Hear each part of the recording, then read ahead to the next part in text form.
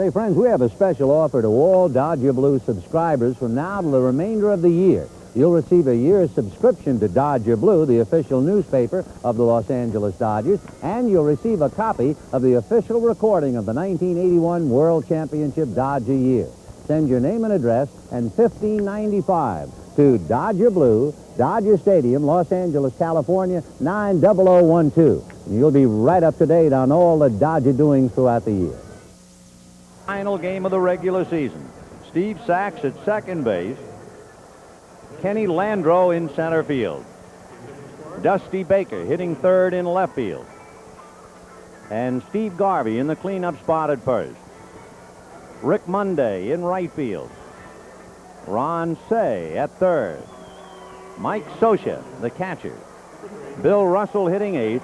And Fernando Valenzuela, the pitcher.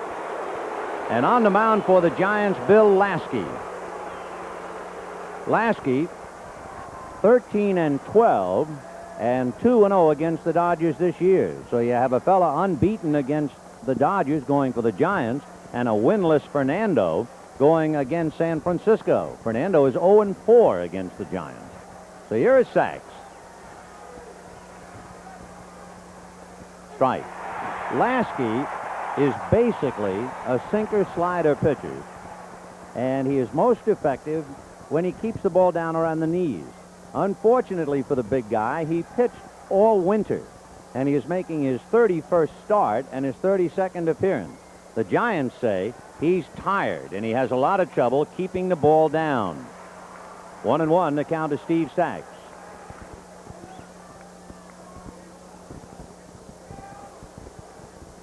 Sachs, with his 49 stolen bases,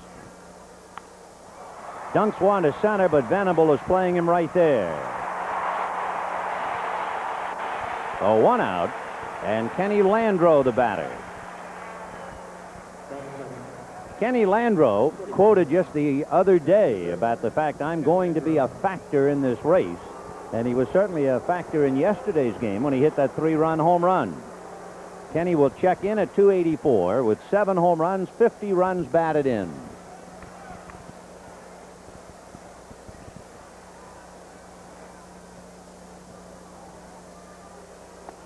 Right.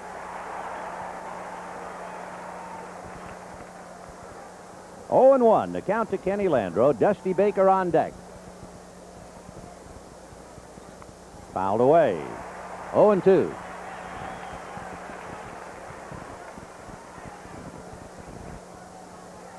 Dusty Baker, right ankle taped like a thoroughbred from the toes all the way up to the top of the shin. On deck. 1-2.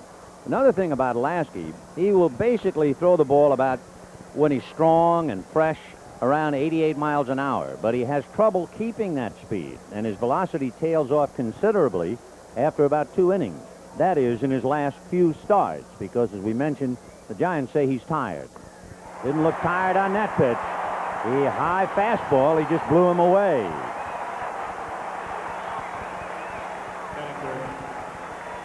Two down, and Dusty Baker coming up in the first inning, no score. They're underway in San Diego, and they'll be underway in Baltimore.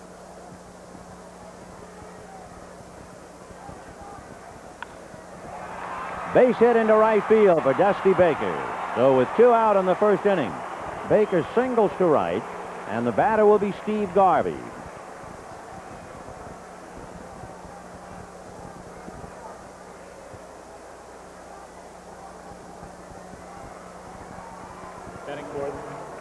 Steve Garvey coming up, and of course, every time you see Garvey the last few days, it becomes a rather poignant moment.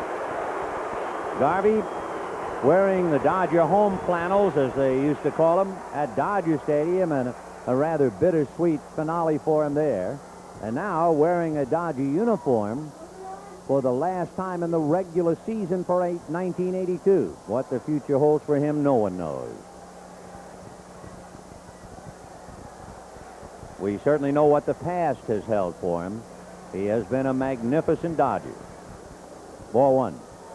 And believe me, we are not privy to any information about his future. Nor do we have an opinion. 1 ball and no strikes to Steve. And Baker goes. The pitch outside. Brenly's throw. They got him. Brenly threw out 3 out of 4 the other night. And he gets Baker. And at the end of half an inning, Dodgers nothing, Giants coming up.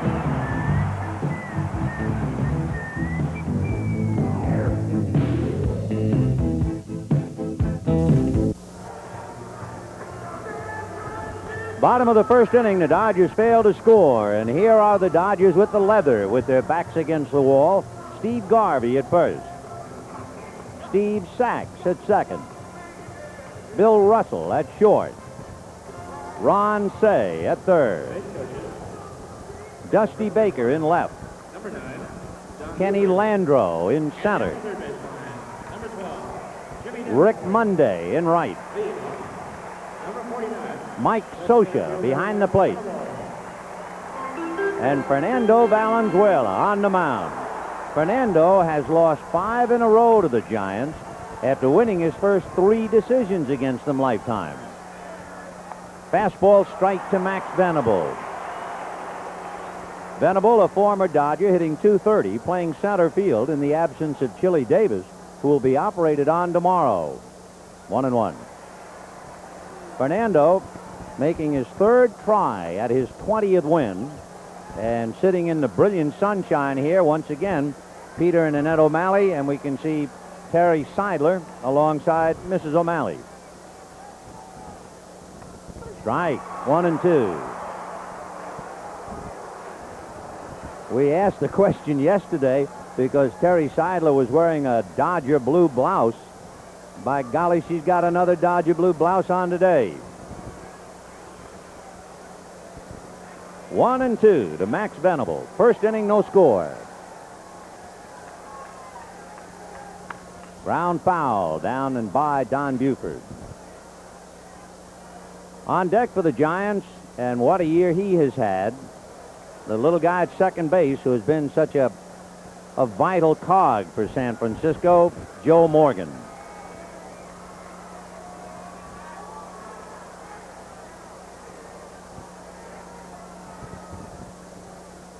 One and two to Max Venable.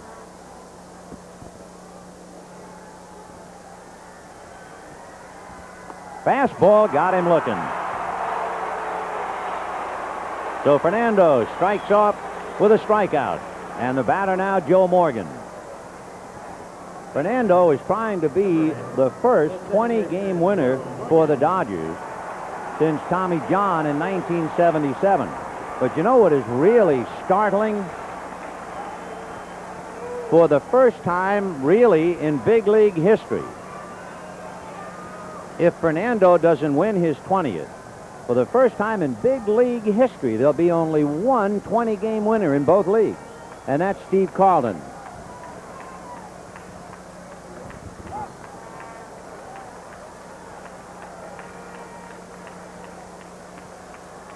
We can also keep an eye on the Baltimore-Milwaukee game, and Robin Yount led off against Jim Palmer and hit a home run.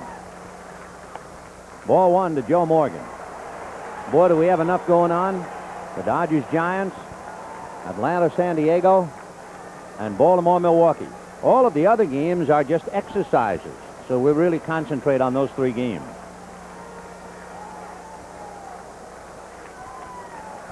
Two balls and no strikes. Good fastball. John Lowe of the Daily News, who pointed out the note about Carlton, also points out that for the first time since 1958, no major league team has won 60% of its games. So they have finally reached parity. There are no great teams.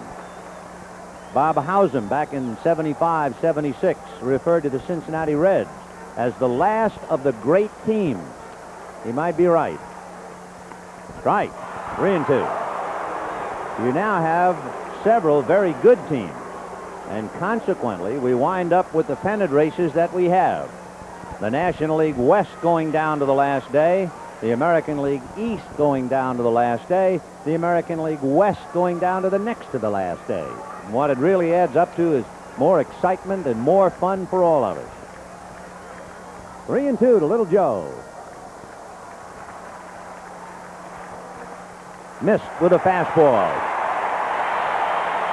So the walkingest man in National League history, Joe Morgan, adds to his laurels with a base on balls. And Jack Clark will be the batter. Big crowd, magnificent day. There isn't a cloud in the sky. A very, very light breeze rippling Old Glory in center field, and a full house. And a meaningful game, at least for the Dodgers. And it's meaningful anytime the Giants play the Dodgers. In fact, here are these two teams playing this big game today. One of the two teams held a pre-game meeting. Which team do you think it was? The Giants. Frank Robinson, I think, trying to remind his Giants to add a little sweetness to the season by knocking off the Dodgers. Morgan goes, and a check swing foul by Clark, and Little Joe had a big jump. He would have stolen it. Morgan, with all of his other good work this year, has stolen 24 out of 28.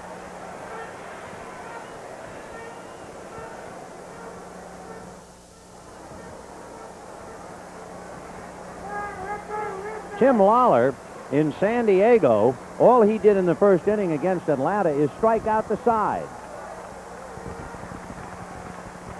Down and away to Clark, 1-1. So Atlanta failed to score in the first inning.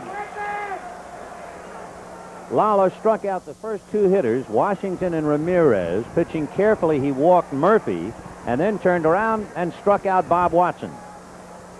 And the Dodgers wish him well.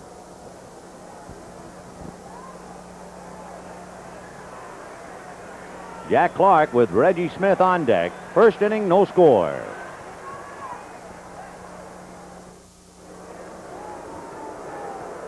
Clark finishing up the best year of his career with 27 home runs and 103 RBIs. In fact, the only thing that Clark doesn't do well is run.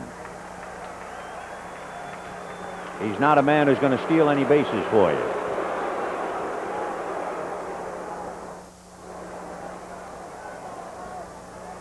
For the Giants, they have announced that third base coach Jim Davenport and pitching coach Don McMahon will not be coming back. That came as quite a shock to a lot of us, including McMahon and Davenport.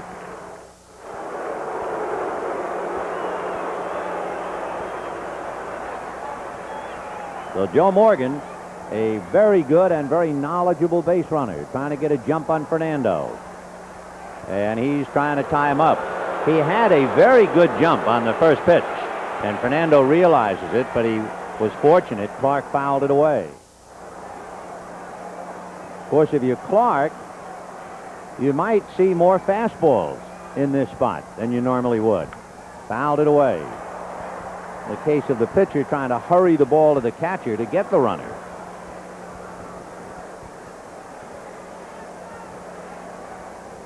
In the bottom of the first inning, Rick Camp is pitching for Atlanta, coming back on just 2 days rest. Remember, Camp started and went 4 innings against the Dodgers. Gave up 4 runs and 6 hits. Camp has lost 5 in a row.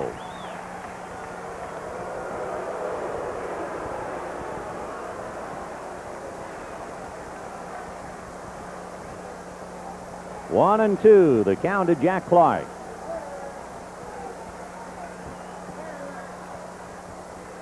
Boy, what a move he gave Morgan while striking out Clark. Oh, you talk about a thoroughly professional big league pitcher. A beautiful move on Morgan. And then he blows Clark away. See, Morgan, he just couldn't afford to move. He had him frozen. And with 2 out, Reggie Smith, the batter. Reggie hitting .286. About 60 points less than that as a right-handed batter. Ball 1. Almost all of his home runs, 16 of his 18, and almost all of his RBIs have come as a left-handed batter. And you can bet Reggie is pumped up for this final game of the year. Close. Very close.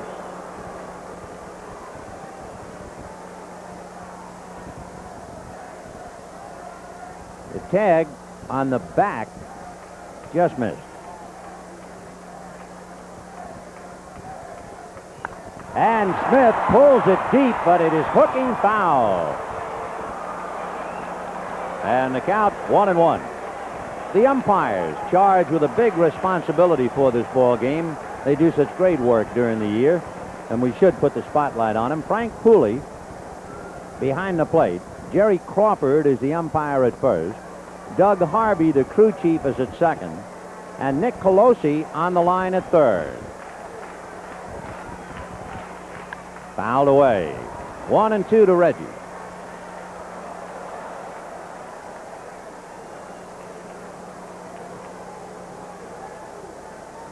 In San Diego, the first two batters grounded out. So there are 2 out, bases empty. First inning, no score with Atlanta. On deck, Darrell Evans.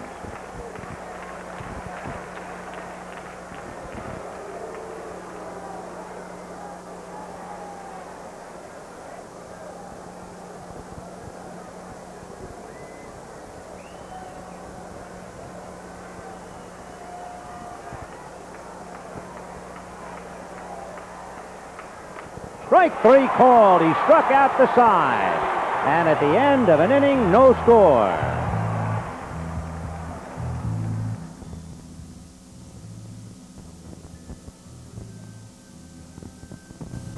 First baseman, Steve Garvey. In the second inning, no score in the ball game. Steve Garvey, Rick Monday, and Ron Say in that order. Garvey was left at the plate when Dusty Baker was thrown out in the first inning. The Dodgers in the first game, they eventually won it 4-0. But 3 of their 4 base runners were thrown out. Yesterday, they didn't have to do much base running except trot. And then today, Baker thrown out. So with Bob Brenly behind the plate, the Dodgers have been burned 4 out of 5 base running attempts. Right. I'm sure you know that if the Dodgers can pull off the miracle along with San Diego, there would be a playoff game at 5:15 tomorrow at Dodger Stadium. Bouncer up the middle, and Garvey has a base hit. So Garvey leading off with a single to center, and the batter will be Rick Monday. Anyway, we just want to remind you that at the possibility of that playoff game tomorrow, box reserved and general admission tickets are on sale at the Dodgers Advance Ticket Office on Stadium Way and at all Ticketron and Mutual outlets. The Dodger Advance Ticket Office open until 5:30 today and again tomorrow morning at 8:30. Tickets will be sold at regular season prices, and if tomorrow's game is not played, well, then tickets may be returned at the place of purchase. Here's Monday, the hero of Friday night's game with the grand slam. Ball 1. Monday in yesterday's game went 0 for 2 and then had the rest of the day off. No score, second inning. They're in the second inning at San Diego. No score. Fouled away. That got a little bit of Bob Brenly.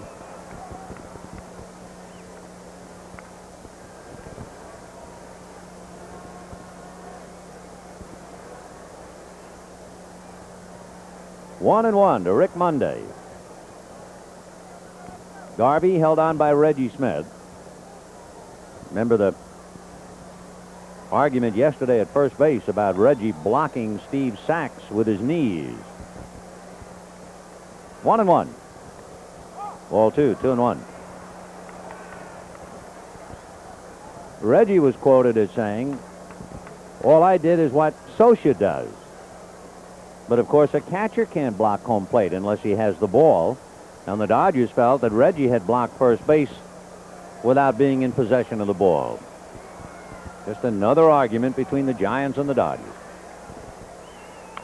Little nubber down towards Morgan. He has to hurry to LeMaster, and they get the 4s. So 1 out, Mundy at first, and Ron Say, the batter. Number 10, third baseman, Ron Say. Johnny LeMaster will be glad this year is over. The shortstop has been playing with a very painful right thigh.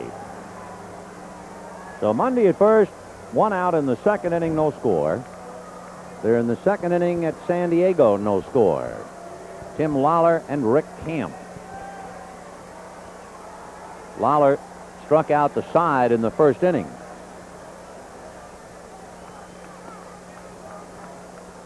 Ron Say came out of a slump by hitting a home run yesterday. It's been a struggle for him. He was 1 for 18 until he hit the home run. But of course, Say has had some big years against the Giants particularly, and this year is no different. He has 5 home runs, 15 runs batted in, and 24 hits against San Francisco. Strike.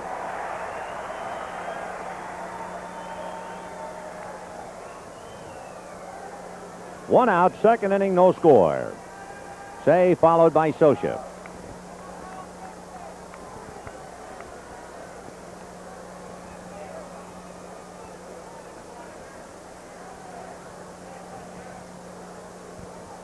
In San Diego, 2 down in the second inning with Glenn Hubbard up. No score in that ball game. You won't have to get a sore wrist twisting the dials. We'll try and keep you up to date. 1-1. High drive into deep left field. Back goes Leonard. Away back. It's gone.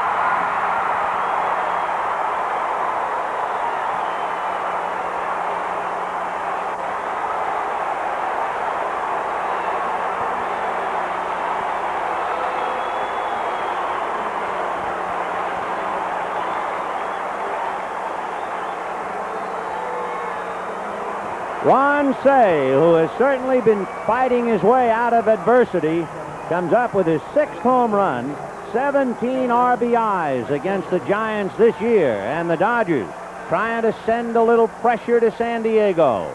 They lead the Giants 2-0. Ronnie, who hit one yesterday afternoon, hit another long one today. So it is 2-0 Dodgers. 1-0 to Mike Scioscia. A $50 book of Union All Auto script to the Palm Springs Youth Center in Palm Springs. Scioscia popped it in the air foul behind the plate. Brenly is there. Makes the catch.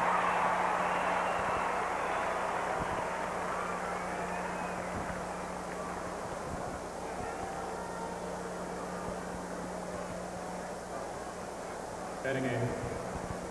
Number 18, shortstop, Bill Russell.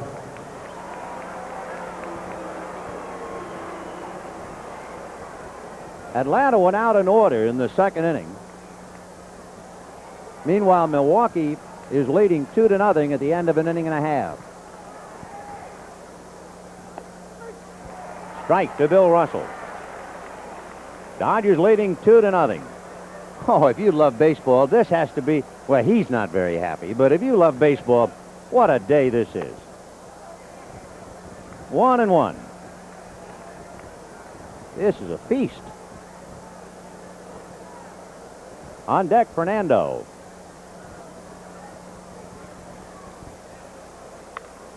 That's hit over Morgan's head into right center.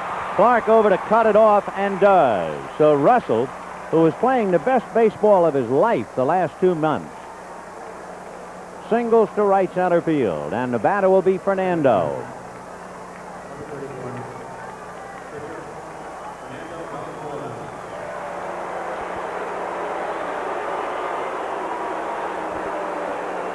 So 2 down, Bill Russell at first, and the Dodgers leading 2-0.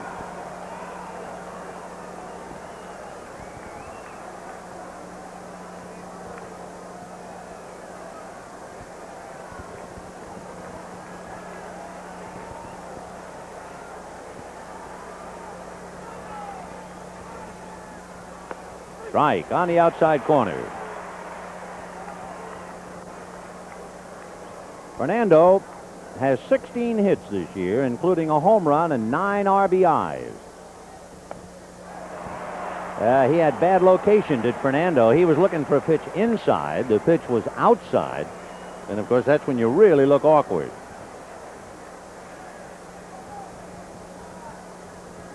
Oh, and 2. And that got away from Brenly. So Russell moving to second easily.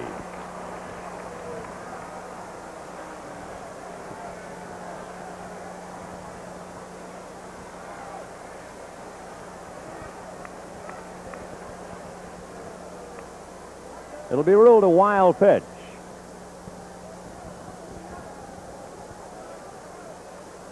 Bill Laskey in his 31st start, his 32nd appearance. Pitching to Fernando with Russell at second. 2-0 Dodgers, second inning. Foul back. We mentioned that some of the Giants thought Laskey was a little tired. He has worked 184 innings this year, but as we mentioned, he pitched all winter, and they feel that winter ball is now exacting a toll in the last 2 weeks of the season. That's hit to center. Venable has to go back and make the catch. Fernando really drilled it. At the end of an inning and a half, Dodgers 2, Giants nothing.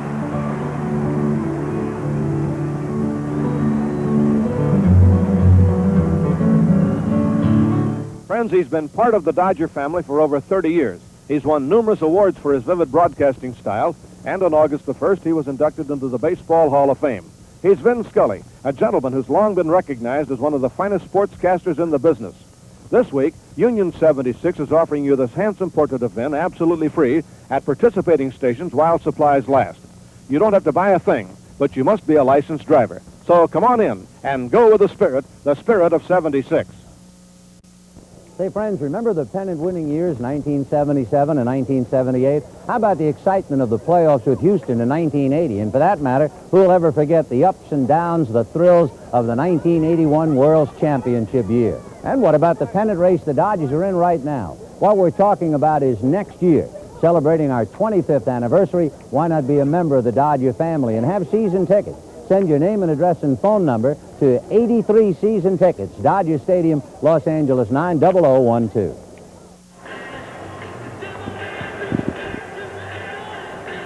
Bottom of the second inning here at Candlestick Park, with the Dodgers leading the Giants 2-0.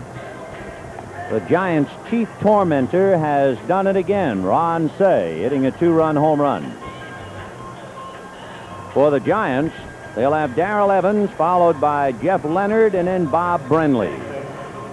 Number 41, the third baseman, Darrell Evans.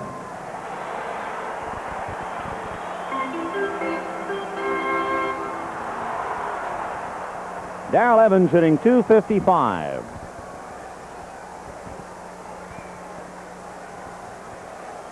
Evans with 16 home runs, 61 runs batted in. 2 of his home runs hit against the Dodgers, and there's a ringing base hit, number 1.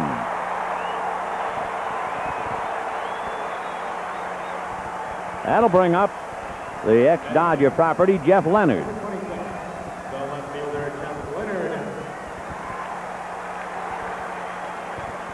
Leonard has 1 home run against the Dodgers, 15 hits, and 13 runs batted in. The home run was in a Fernando game when Fernando was relieved by Dave Stewart, and Leonard hit a grand slammer.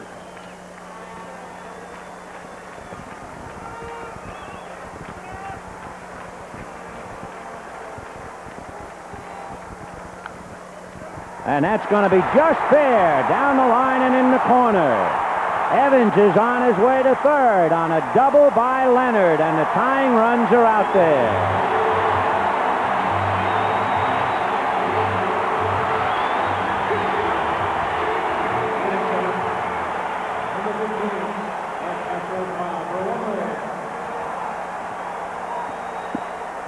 So second and third and nobody out. Brenly, LeMaster, and Laskey due up.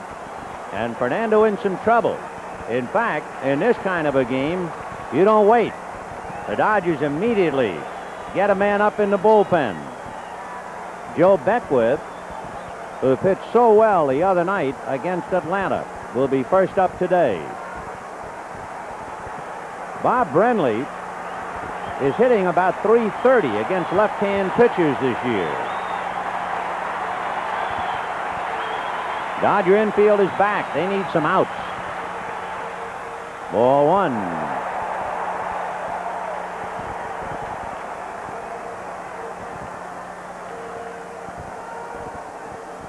Dodgers 2, Giants nothing, but the Giants at second and third. 1 ball and no strikes to Brenly. Ball 2.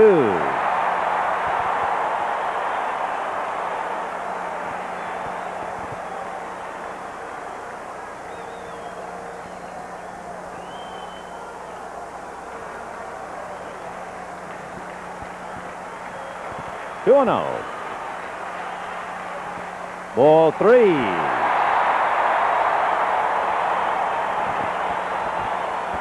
And Beckwith heating up in a hurry as Fernando gives up a single to Evans and a double to Leonard.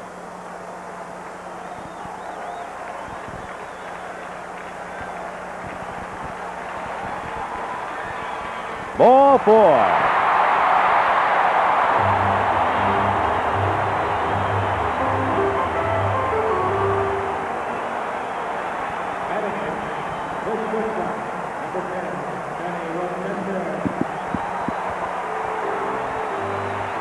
So with the bases loaded and nobody out, Johnny LeMaster, Bill Laskey, and Max Venable coming up.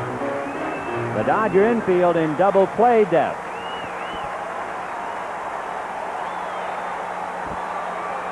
LeMaster hitting .216. Evans, Leonard, and Brenly out on the line.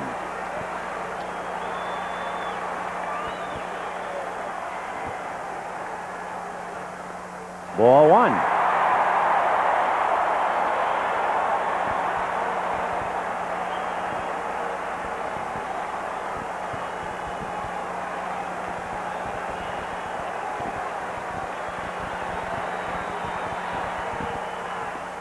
Ball 2, and he missed with a fastball that time, and Lasorda going out there.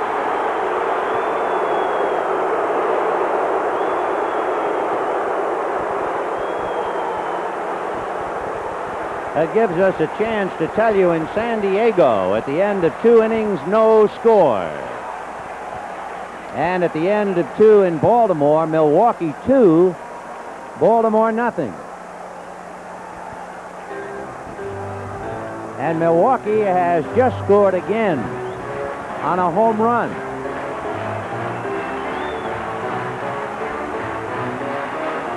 So it's Milwaukee 3, Baltimore nothing in the 3rd inning. Atlanta, San Diego scoreless at the end of 2, and the Dodgers leading 2-0, but in trouble in the 2nd. Ball 3. This is as wild as we have seen Fernando. Evans at 3rd. Leonard at 2nd. Brenly at 1st. And Fernando can't buy a strike.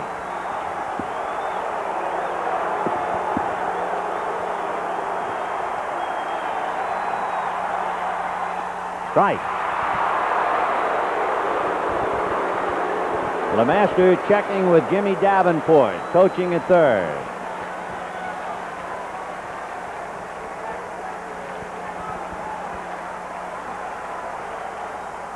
Ball 4.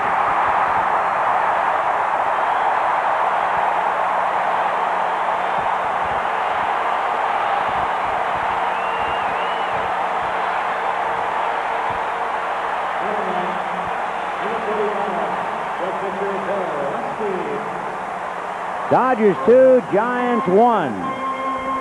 Still nobody out, and Bill Laskey, the batter. Laskey has 8 hits and 4 RBIs this year. Strike.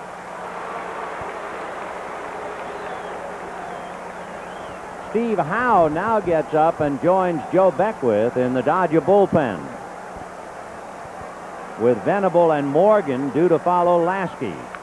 There's a ground ball down to Russell. He goes to Sachs. He goes to Garvey. Double play as the tying run scores.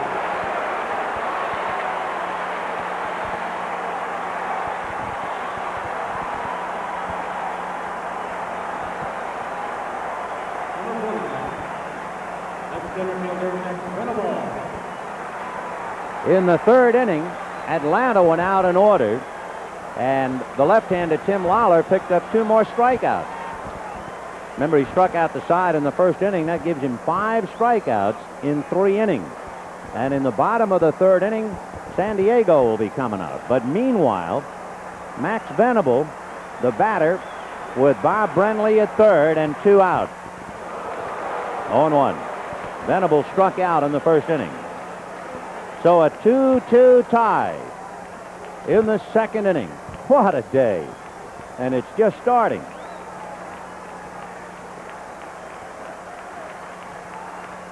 Fastball hit back a third, foul. It'll drop untouched. 0-2 to Max Venable. Bob Brenly standing at third in a 2-2 tie.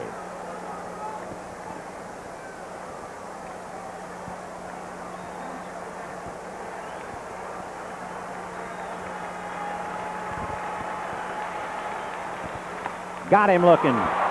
But the Giants get 2, and at the end of 2, a 2-2 tie.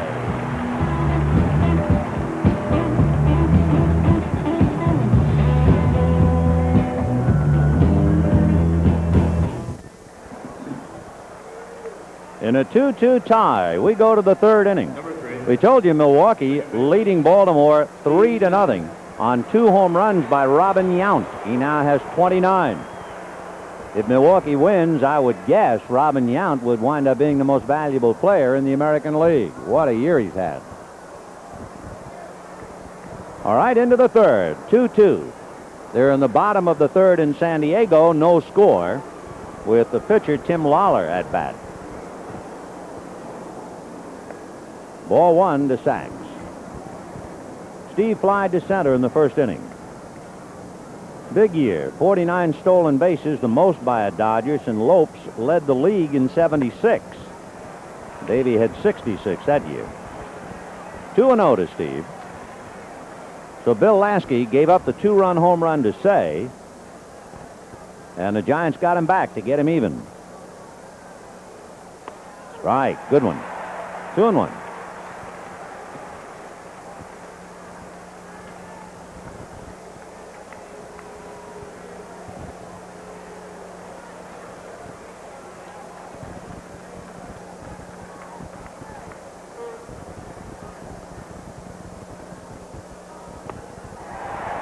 Two and 2 to Steve Sachs.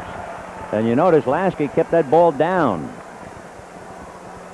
That's the key to the big right-hander.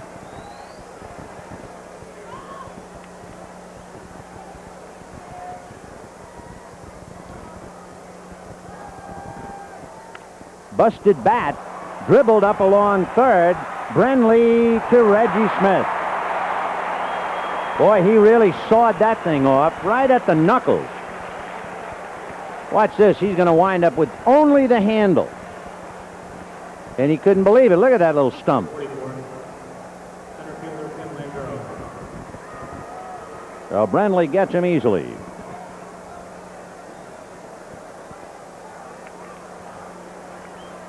In San Diego, at the end of 3, no score as the Padres went out in order 1-2-3.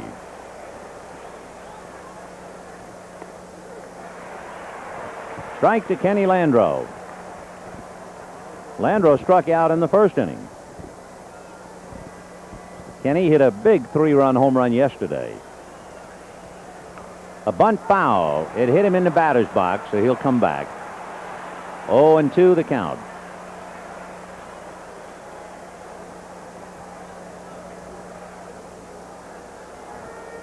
The Dodgers and Giants in their last meeting of the year. The Dodgers have won 5 of 8 here at Candlestick, but they lost 5 of 9 at home. The Dodgers are the best road Dodger team since 1977. and they were the worst Dodger home team since 1971. And you're watching it all. The Giants and the Dodgers with reports on Atlanta, San Diego, and Milwaukee, Baltimore. All on Channel 11, KTTV in Los Angeles. 2-2, top of the third. Off speed, and he missed with it. Bill Laskey. Big guy, he's 6'5", but he comes at you.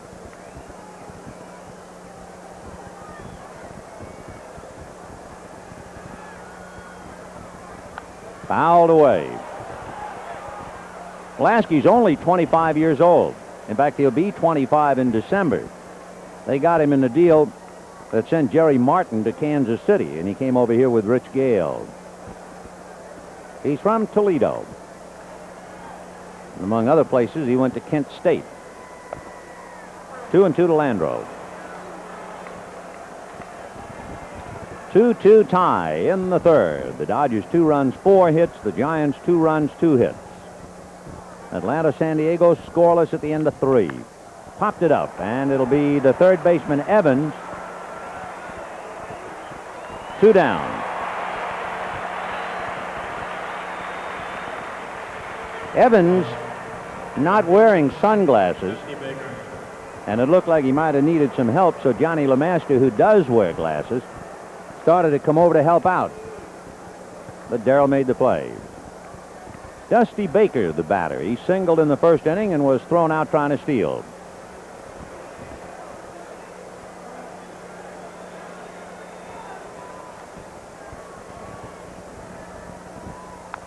Nub foul. Pretty good fastball, too. He didn't get around on it. 0-1.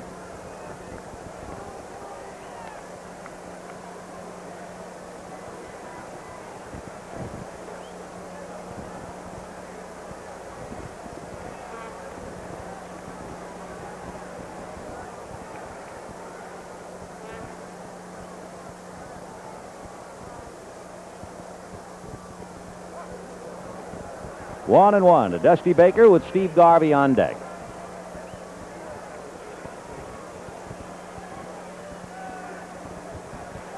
And Laskey tying the laces on his right shoe, so timeout for the moment.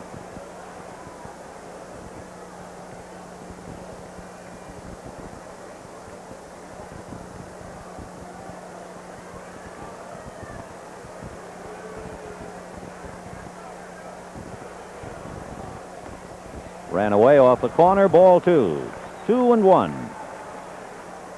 The Giants afield with Smith and Morgan, LeMaster and Evans, Leonard, Venable and Clark in the outfield, Brenly behind the plate, and Bill Laskey on the mound.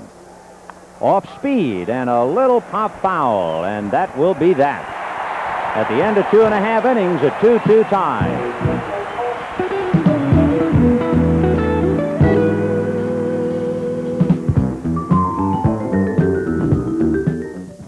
Every fan who enjoyed all of the excitement of 1981 will certainly want to have a copy of the Los Angeles Dodgers, the championship year. All the memories and the excitement of 1981 as the Dodgers came from almost nowhere to win the World's Championship against the New York Yankees. 96 pages of pictures and stories capturing it all. It'll cost you $11.95. Send your name and address on $11.95 to Championship Year, Post Office Box 51200, LA 90051.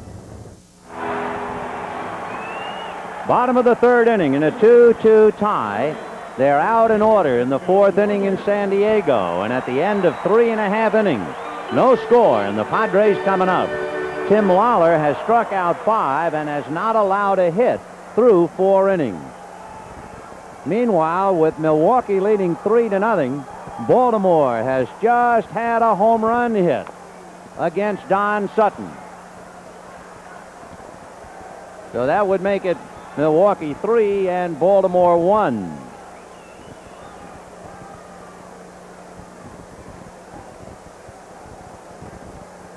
That's at the end of 3 innings.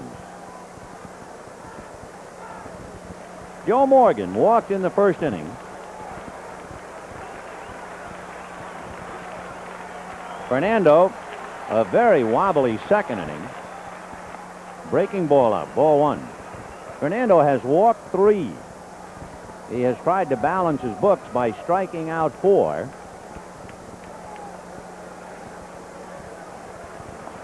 Ball 2. So Little Joe starting it off. Then Clark and Smith, the numbers 2, 3, and 4 hitters, against a Valenzuela who looks anything but sharp. Fastball missed. His control right now, anyway, is about as bad as we've seen it.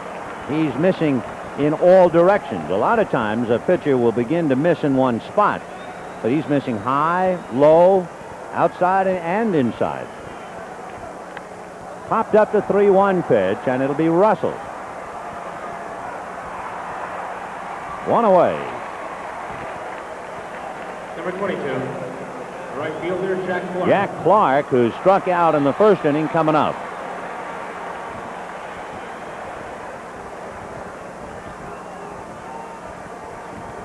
Down in the bullpen, Joe Pettini, an infielder, might be taking over for Johnny LeMaster. Remember, we told you John can't wait for the year to end because his right leg has hurt him so badly. And it looks like Pettini might be picking up for him. Clark hits it foul. When Fernando pitched against Atlanta his last time out, it appeared in the first couple of innings that he was pitching very defensively against Atlanta. He eventually went 7 innings, allowed 2 runs. Terry Forster lost that game in 12 innings, you remember, 4-3. And it might have been an early case of trying to make perfect pitches that got him in some trouble. Strike 3 called. He threw a fastball right down the middle, and that was the last thing in the world that Jack Clark was looking for. He was guessing Scroogey down and away, and instead he just drilled it. So Fernando with 5 strikeouts. And he wasn't trying to get cute with Clark. He just drilled it. He struck out Reggie Smith in the first inning. We've got a 2-2 tie, bottom of the third, 2 out, bases empty. Milwaukee leading Baltimore 3-1 at the end of 3. And they're in the bottom of the 4th inning in San Diego, no score. All the other games, exercises. 0-1 to Reggie.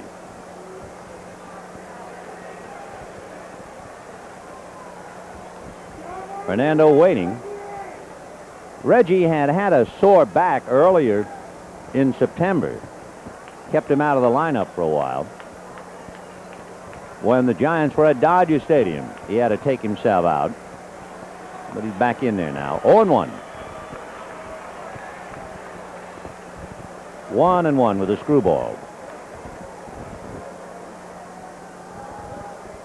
Sutton and Palmer in Baltimore. Camp and Lawler in San Diego. Valenzuela and Laskey up here. Missed with the fastball. Ball 2. 2-1. In San Diego, bottom of the 4th, they have 2 out and Terry Kennedy at the plate.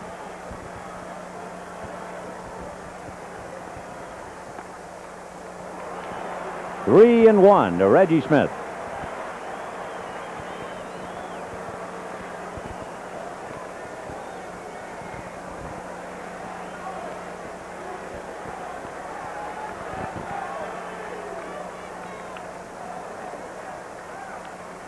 Ball 4.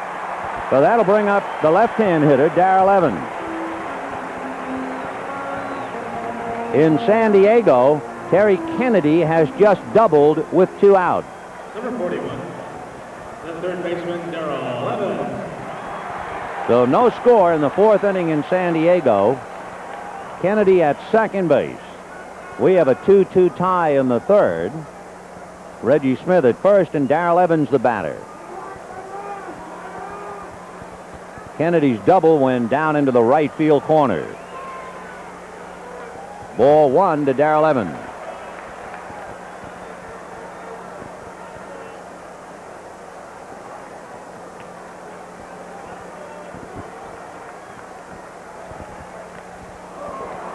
One and 1.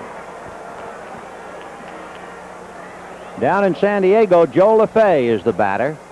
With a runner at second, 2 down, no score. Left-hand hitter against Rick Camp. 1 and 1. Ball 2. 2-1 to Darrell Evans.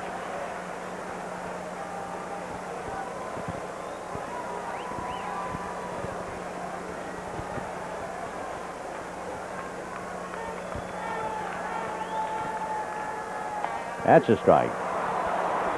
2-2 to Evans. Fastball got the outside corner.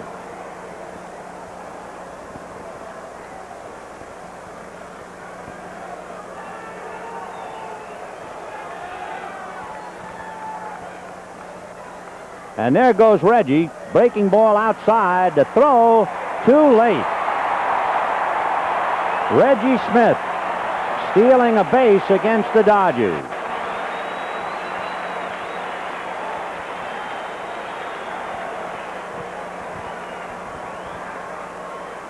Naturally, you're wondering about Reggie Smith and stolen bases. He is 7 for 7 this year. So he doesn't run much, but when he does, he makes it. So now 3-2 to Evans. Reggie Smith at second, 2 out on the third, and a 2-2 tie. Meanwhile, Joe LaFay made out in San Diego, and they left Kennedy at second base, so they're scoreless at the end of 4. Hit foul off third into the crowd. So no score in San Diego at the end of 4. 2-2 in San Francisco in the third. 3-1 Milwaukee leading Baltimore in the fourth.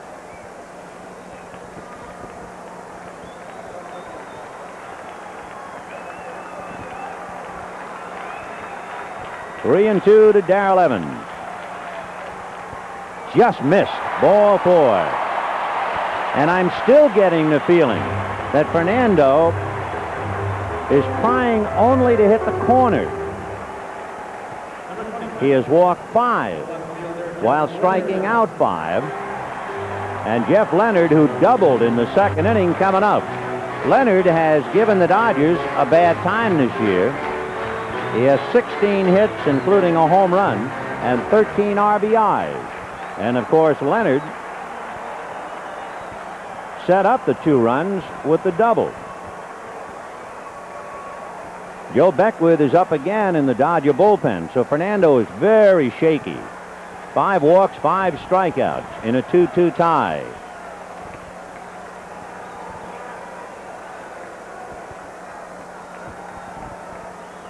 After Leonard comes the catcher, Bob Brenly.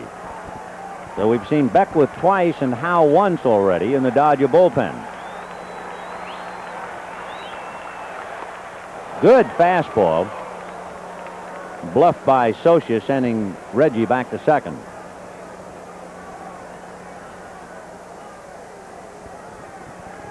They go to the 5th inning in San Diego, no score. Tim Lawler has not allowed a hit through the first 4 innings while striking out 5.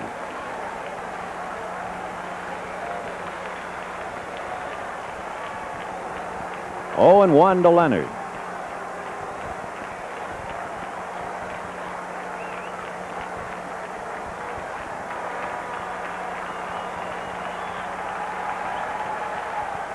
Right. 0-2 to Leonard.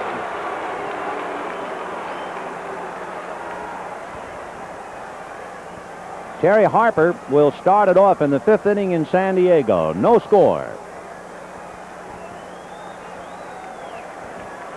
No balls, 2 strikes to Jeff Leonard.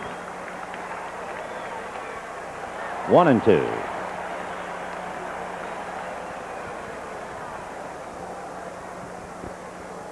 Reggie Smith at second, Darrell Evans at first. 2 out in the 3rd inning, a 2-2 tie.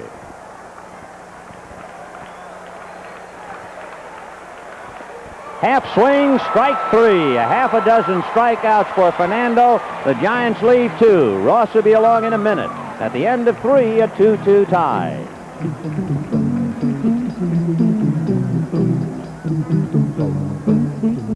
Alice serves up the laughs, weeknights at 6:30, beginning Monday here on LA 11.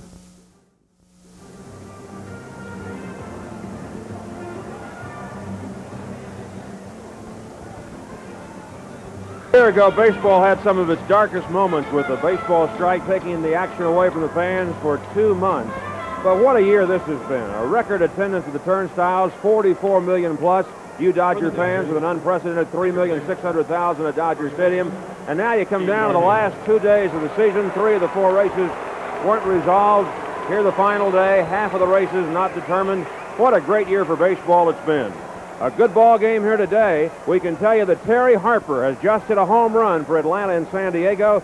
So the first hit off Tim Lawler gives the Braves the lead 1-0. 2-2 here. Let's go to the 4th, and Steve Garvey to lead off for the Dodgers.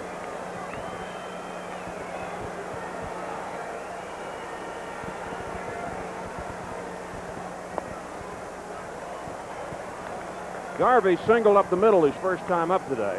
Mundy forced him at second, and then Say unloaded another home run at Candlestick Park. But the Giants came back to tie in the second. Garvey lifts one to left. That's playable. Jeff Leonard calling for it. And there's one away.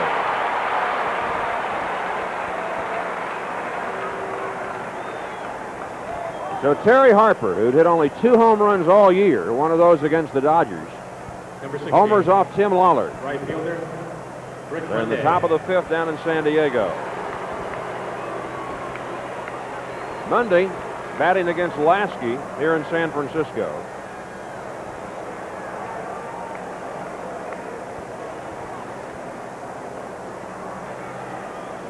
Mundy had the big hit here Friday night, the grand slam homer in the 8th inning off Fred Brining to give the Dodgers and Jerry Royce the 4-0 victory. Off speed pitch, foul back.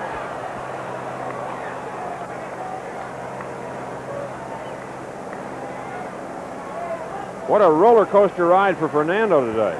6 strikeouts and 5 walks in 3 innings. Johnny LeMaster did leave the lineup, and Joe Patini is now in at shortstop for the Giants. LeMaster with the bad leg. Mundy takes inside, 1-1.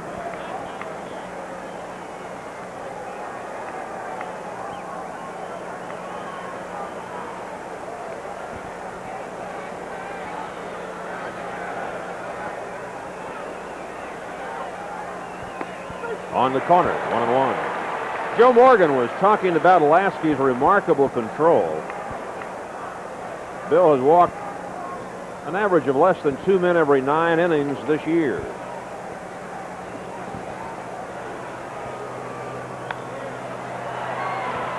Tough play if it's fair. The foul ball.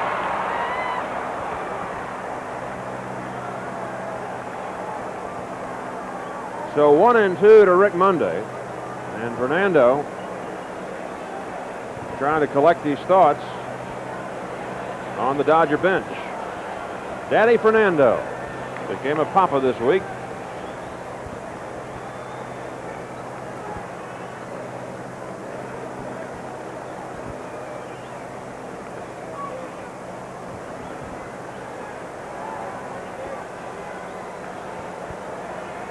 Down in San Diego, Juan Bonilla just made a brilliant play to rob Glenn Hubbard of a base hit up the middle. So they're 2 out of the 5th inning after Harper opened with the home run.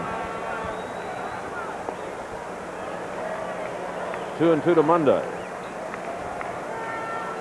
Padres going all out. Terry Kennedy, who's got a very sore finger and played first base last night, is doing the catching today for the Padres. They played a rookie catcher last night, Ron Tingley. But Kennedy at first. Ground ball to Morgan. And they're 2 away in the Dodger 4th inning. So Laskey has now retired 6 in a row since Russell's 2nd inning single. Number 10. Here is Ron Say. Ron Say. They made the announcement in the press box that Say's home run today was his 19th at Candlestick Park. Willie Stargell's at 25 here. Tony Perez at 21. But Say moved into a 3rd place tie with Richie Allen with the 19 home runs at Candlestick. He's at 34 against the Giants' lifetime.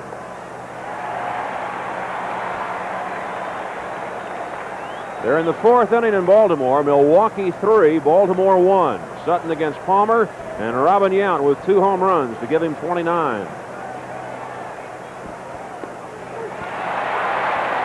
Shea finds himself in a hole, 0-2. Now they have completed 4 innings in Baltimore. Still 3-1 Brewers. Mike Socia would be next if Shea can extend the inning. A 2-2 tie. We're in the 4th. Just missed. 1-2. Atlanta settled for the run on the Terry Harper homer in the 5th. So at the end of 4.5 in San Diego, Braves 1, Padres nothing.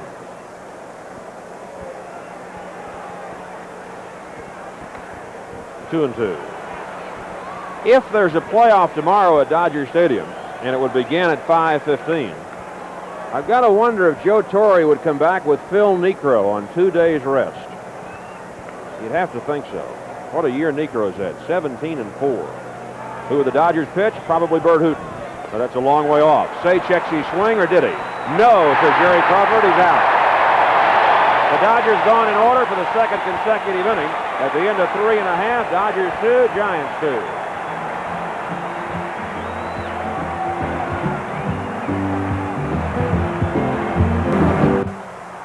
In the bottom of the 4th inning, in a 2-2 tie, the Giants will send up Bob Brenly, Joe Patini, and Bill Laskey to face Fernando Valenzuela.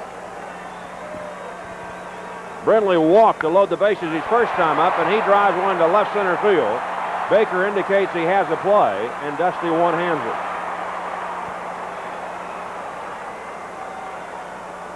it. One out, and here is Joe Patini, who took over at shortstop from Johnny LeMaster. Patini spent most of the year at Phoenix. He's batting .211 for the Giants, but he's only been to the plate 38 times in the National League this year.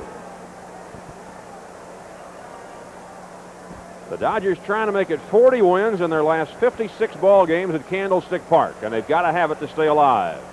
Patini takes low, ball 1.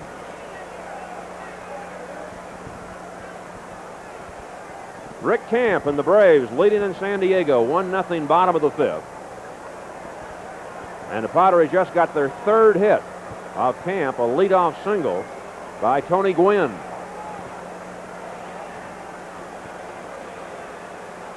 Tommy Boggs was originally scheduled to pitch the game today for Atlanta, but they made a change and went to Rick Camp. 2-1 now to Joe Patini.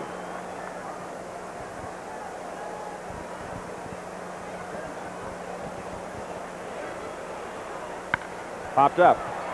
Sachs going out, Mundy behind him, and it's Rick's play. 2 away.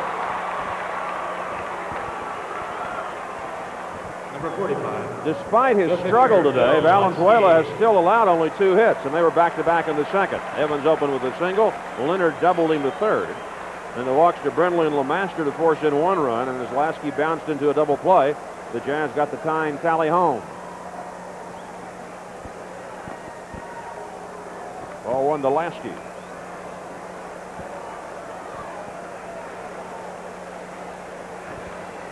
The Giants came home for their final 7 games this week, only a game out of first place, and they were very confident they could win it.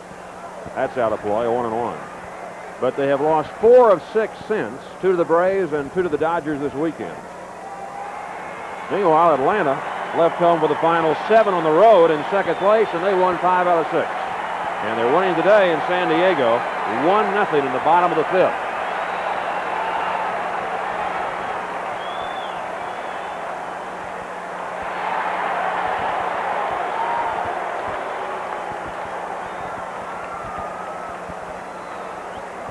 Down in San Diego, with a runner at first and nobody out, Broderick Perkins of the Padres hit a ground ball up the middle. It looked like a double play, but it hit the second base umpire, Bob Engel, and went for an infield single. Talk about a break. Let's see if the Padres can cash it in. 2-2 to Lasky, and they have the scores up on the board now here at Candlestick for everybody to see. Atlanta 1, San Diego nothing after 4.5. Milwaukee 3, Baltimore 1 after 4. Fernando trying to get Lasky, and he did. 7 strikeouts for Fernando. The Giants are gone in order for the first time today. We move along to the 5th in a 2-2 tie.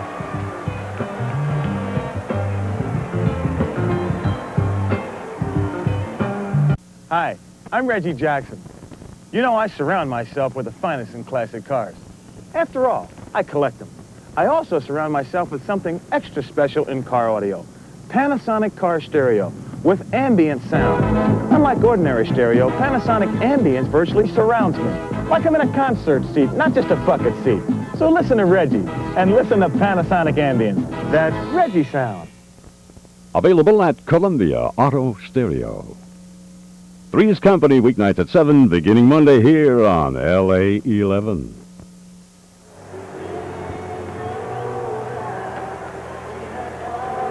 To the fifth inning at Candlestick Park in San Francisco with Vin Scully and Jerry Doggett. This is Ross Porter. We're delighted you're along, and what a great day for baseball. In San Diego, the Padres had 2 on, nobody out in the fifth inning, trailing the Braves 1-0. And Tim Flannery from Anaheim singled to center field to load the bases. Dale Murphy's got a strong arm. He was playing shallow for Flannery, and with nobody out in the inning, the Padres didn't chance it. So San Diego has the bases loaded and nobody out against Rick Camp.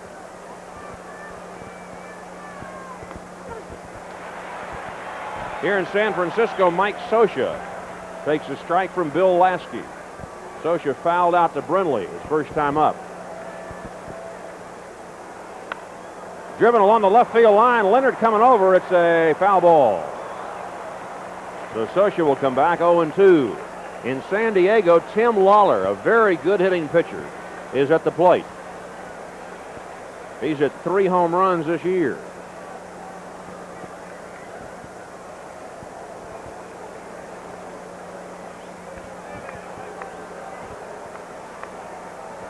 Scioscia, Russell, and Valenzuela in the Dodger fifth inning, each side with 2 runs in the second. Giants have left 4, the Dodgers only 1. The left center field, Venable, though, in position to make the catch, and that'll do it for Scioscia. 8 in a row retired by Laskey. Remember Claude Osteen, the former Dodger? Bill Russell. He's now the Phillies pitching coach. He says Laskey reminds him a lot of Scott Sanderson of the Expos. Laskey with that short arm motion, little or no muscle definition. Almost hit a Russell. Bill singled his first time up, was a wild pitch to second with 2 out of the second after the Dodgers had scored twice, and Fernando hit a ball hard, but in the air to Venable. In San Diego on a 3-2 pitch with the bases loaded and nobody out, Rick Camp just walked Tim Lawler to force in a run, and it's 1-1. You talk about dramatics on the final day. We're going crazy trying to watch 3 games. A strike to Russell. 2-1. Atlanta hadn't won a divisional title since 1969. Cardinals hadn't won any kind of a championship since 1968, and they're waiting to see who they're going to play on Wednesday. Inside to Russell. 3-1. Fernando's next. You realize only 3 teams in the National League had never won a divisional crown going into this season? San Diego, Chicago, and St. Louis. And now the Cardinals have theirs. You talk about parity in baseball. It has really settled on the scene. A strike to Russell, 3-2. So the Padres have tied the Braves in the fifth. They have the bases loaded, nobody out, and Alan Wiggins, the speedster from Pasadena, coming to the plate to face Rick Camp. That's a foul.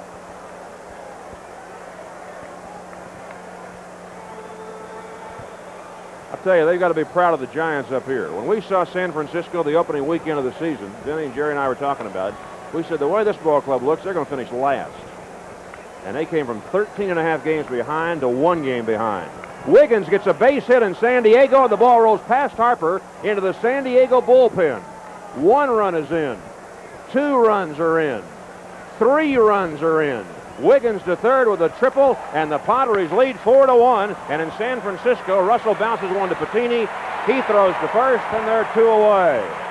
So Alan Wiggins, a one-time Dodger farmhand, hits one down the left field line. It slid under the glove of Terry Harper, and the bases were unloaded in a hurry. San Diego has scored 4 times in the 5th inning to lead over the Braves 4-1. But the Dodgers, remember, have got to win this one, even if San Diego wins.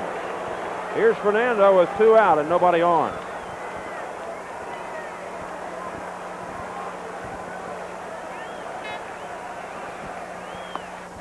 Ball 1. The Cardinals are probably pulling for the Braves. The Dodgers and Atlanta both won 7 of 12 from St. Louis during the regular season. But Whitey Herzog and several of his players say the Dodgers give us more trouble.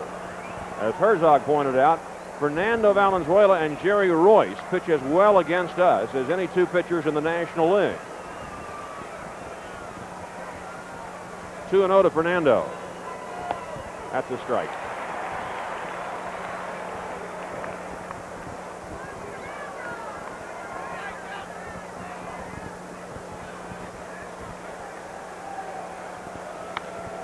Loop to left center field. Venable's got a long run, but he's got the speed to get there. Again, the Dodgers are gone in order.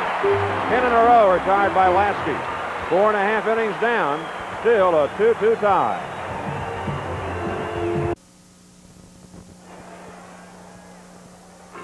Here's Danny Goodman's latest souvenir offer, a set of 28 baseball trading cards, 2 wristbands, a Dodger baseball cap, and a child's vinyl jacket, available in children's sizes only, small, medium, and large. All 4 items for only $5. Send to Danny Goodman, Dodger Stadium, Los Angeles 90012. Also, plan to stop in at Danny's Souvenir Gift Shop, located across from the Dodger offices in Dodger Stadium. It's open from 9 a.m. through the end of the game when the Dodgers are at home, and from 9 a.m. to 4 p.m. when the Dodgers are on the road. We're tied at 2 as the Giants come up in the bottom half of the 5th inning. Fernando will be looking at Max Venable, Joe Morgan, and Jack Clark. Meanwhile, in San Diego, the Padres leading 4-1 over the Braves, bottom of the 5th. Wiggins is still at 3rd. 1 man is out, and Donnie Moore has replaced Rick Camp. Leading off, number 49, the center fielder, Max Venable. Max Venable has been called out on strikes twice today. He's playing because Chili Davis tore up his ankle here a few nights ago. In San Diego, Gene Richards has lofted a sacrifice fly to center field to get Alan Wiggins home, and San Diego's got a 5-1 lead.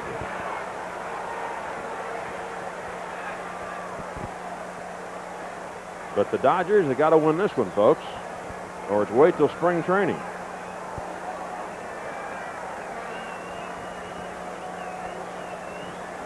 Venable, a Dodger minor leaguer at one time at Lodi, talking with plate umpire Frank Pulley. Fernando misses outside, and the count evens 1-1.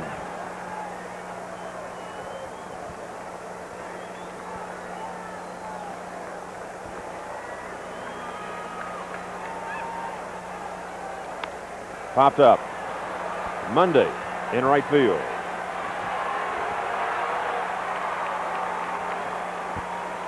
So Fernando has retired 5 in a row since the walks to Smith and Evans, and the pitcher's starting to settle down after rocky beginnings for both. Joe Morgan has walked and popped up. Of course, Darrell Evans has said the reason the Giants do so well against Valenzuela is simply because Fernando's screwball is not that effective against left-handed hitters, such as himself and Morgan.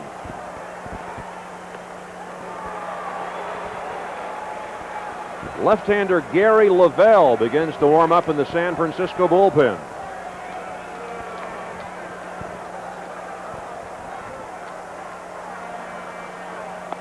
Fastball for a strike, 0-2. Well, San Diego is finally out in the 5th inning, but what an inning it was as you look at Lavelle. 5 runs for the Padres, and they lead Atlanta 5-1 going to the 6th. A reminder once again, if the Dodgers win today and the Braves lose, There'll be a one-game playoff at Dodger Stadium tomorrow at 5:15. Breaking ball to Morgan, evens the count 2-2. Box, reserved, and general admission tickets for the possible game are on sale at the Dodgers Advance Ticket Office, 1750 Stadium Way, and at all Ticketron and Mutual outlets. The Dodgers Advance Ticket Office is open until 5:30 this afternoon and again tomorrow. Morgan strikes out. So now make it 8 strikeouts for Fernando. His seasonal high 11, and he lost that ball game to Lee Tunnell and the Pittsburgh Pirates 1-0. Breaking ball got Morgan. 2 away, and here's Jack Clark. The Dodgers Advance Ticket Office, by the way, is going to open again tomorrow morning at 8:30. If there's a playoff tomorrow. Tickets will be sold at regular season prices.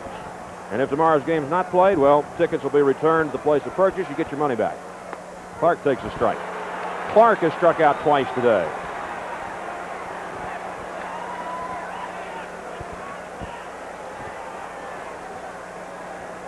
Six of Fernando's 8 strikeouts have come at the top of the order. Venable twice, Morgan once, Clark twice, Smith once. A 2-2 tie, last of the 5th inning. 1-1.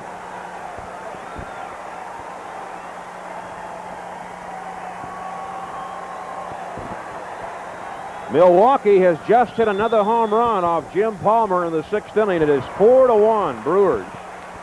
Yount hit the first 2, and we're checking to see who hit this one. But it is 4-1 with Don Sutton leading Jim Palmer. And the title on the line in the American League East at Baltimore.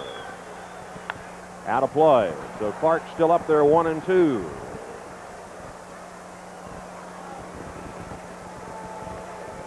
Since they won the National League West in 1971, the Giants have never finished higher than 3rd place. They thought this might be the year coming into this final week. But they've placed 3rd now in 1973, 1975, 1978, and now 1982. So what an improved club they've got.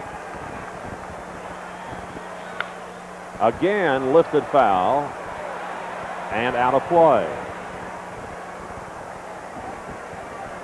When the Dodgers hit in the 6th, they'll start with the top of the order, Sachs, Landreau, and Baker.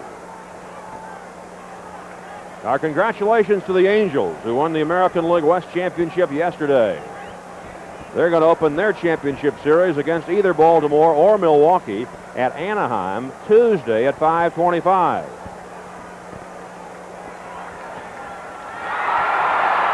And they just put up on the scoreboard here, San Diego 5 in the bottom of the 5th. And if the Dodgers needed a little boost, that might be it.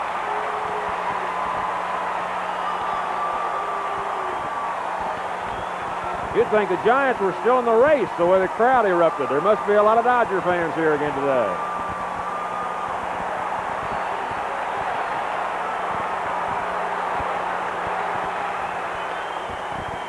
Two and two to Clark.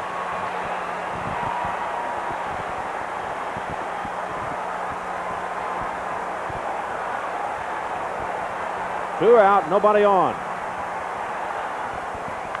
Tap. Fair ball. Scioscia throws him out. Giants gone in order to the 6th inning. 2-2.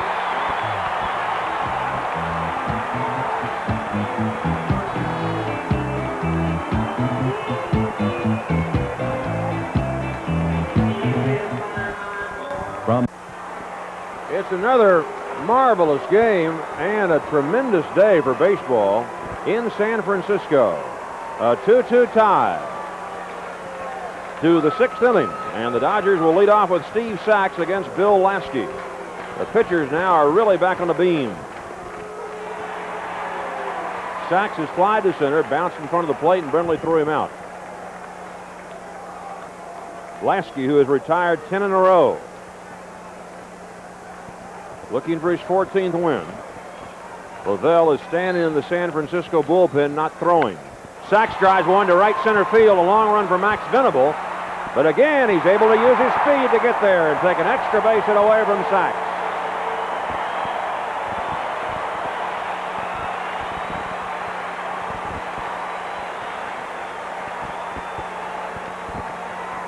So 1 out, and here's Ken Landreau. Landreau has struck out and popped up. It was Cecil Cooper who hit the home run for Milwaukee for the 4-1 lead. Now Frank Robinson is walking out toward the mound. The Giants have been saying that Laskey has been tired in the last couple of weeks. And it could be that Frank will make a change here with the left-handed hitter Landreau coming up. Even though Laskey has retired 11 successive hitters.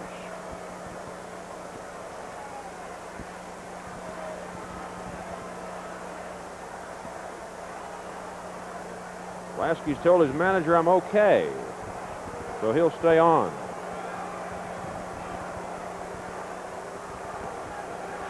You know, the winner of the Milwaukee-Baltimore game today is going to finish with 95 wins, the most in the majors. The loser of that game will have the second best record in baseball and be through for the season. Boy, that's tough.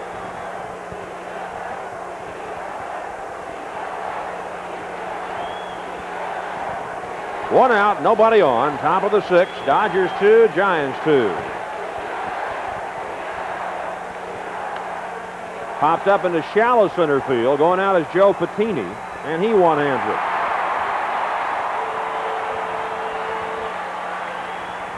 Two out for Dusty Baker. Number 12, no fielder, Dusty Baker.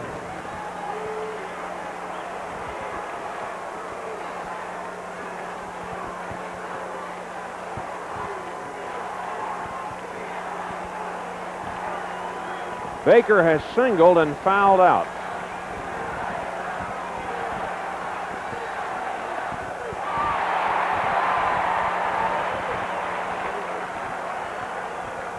Down in San Diego, Tim Lawler has been replaced. 5-1 in the 6th inning, but Dick Williams has pulled Lawler out of the game. Baker flares one into left center. Venable coming in again. He's there, and he's got it. Well, Max Venable has caught 4 fly balls in the last 2 innings. The Dodgers haven't had a runner since the 2nd. And at the end of 5.5, Dodgers 2, Giants 2.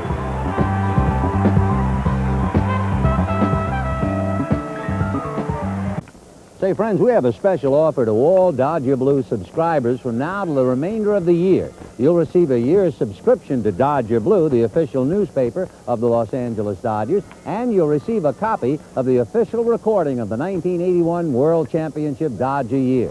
Send your name and address and $15.95 to Dodger Blue, Dodger Stadium, Los Angeles, California, 90012. You'll be right up to date on all the Dodger doings throughout the year. It's Fan Appreciation Day at Candlestick Park in San Francisco. And yeah, wonderful to see the youngsters out. A 2-2 tie as Reggie Smith leads off against former teammate Fernando Valenzuela in the bottom of the 6th. Reggie has struck out and walked.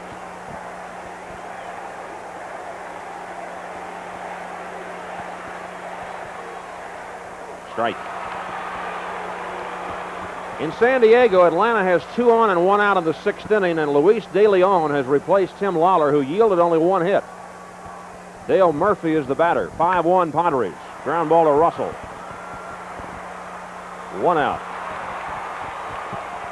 8 in a row retired by Valenzuela. Laskey's gotten the last 13 Dodgers. In the 2nd inning, it didn't appear either one would be around for the 3rd. Darrell Evans has singled and walked. Milwaukee 4, Baltimore 1 in the 6th inning to Baltimore in the game to decide the American League East flag.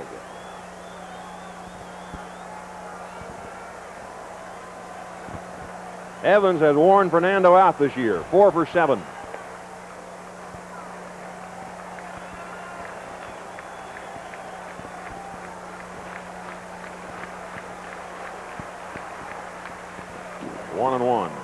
When you come down to the final day and you're 1 game behind, you start thinking about all the games during the year that you might have won. In this case, it's true of everybody in baseball, I'm sure.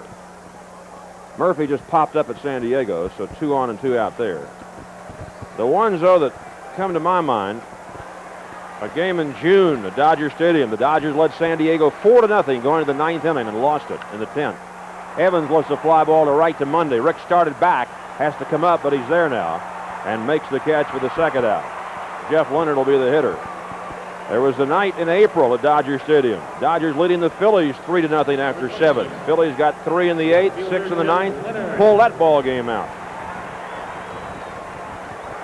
The night Fernando struck out his 11 and lost to the Pirates in Lee Tunnel 1-0 in September. The 13-inning loss in September at home to St. Louis. And, of course, the recent 8-game losing string when 6 of those were by 1 run and 6 of them were at Dodger Stadium in the losing string. The Dodgers won only 5 more than they lost at home this year.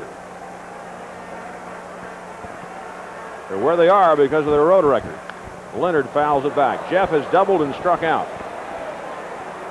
The Dodgers led by 3 games with 10 to go, and they had the next 7 at home, but they lost 6 of the 7. And now they are fighting for their lives, trying to get a boost from the San Diego Padres. Chris Chambliss is at the plate in San Diego, and he has lifted a fly ball to center field that is caught. So De Leon puts out the fire. Atlanta doesn't score in the 6th.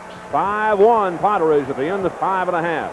And here at Candlestick, Jeff Leonard upset with himself. He thought he should have given that one a ride. Leonard does not think of himself as a home run hitter, but Jimmy Lefebvre, his hitting instructor, was telling me the other night, he's got the power. He just doesn't have the stroke yet. Of course, Jeff had a grand slammer here off Dave Stewart earlier in the year to beat the Dodgers. Fernando misses, and the count is 2-2. 2 out, nobody on. Last of the 6th. Drama building. Dodgers 2, Giants 2. When the Dodgers bat in the 7th, they'll have Garvey, Mundy, and Say to face Bill Laskey, who allowed 4 hits in the first 2 innings and none since. Good pitch by Fernando. He's got his 9th strikeout. Vin will be back in a moment at the end of 6. It's still 2-2.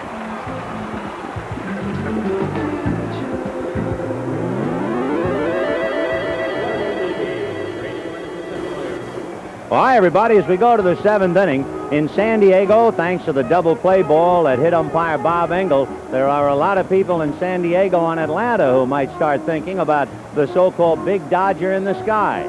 Meanwhile, the Dodgers locked up 2-2 as they go to the 7th inning at Candlestick. In San Diego, Joe Torre has relieved Rick Camp with Rick Mailer. You know, they were talking about Mailer to pitch last night, but they pitched Pascual Perez. He's relieving with Mailer today. And maybe we'll see him Monday. Who knows? Let's take a look at the 7th.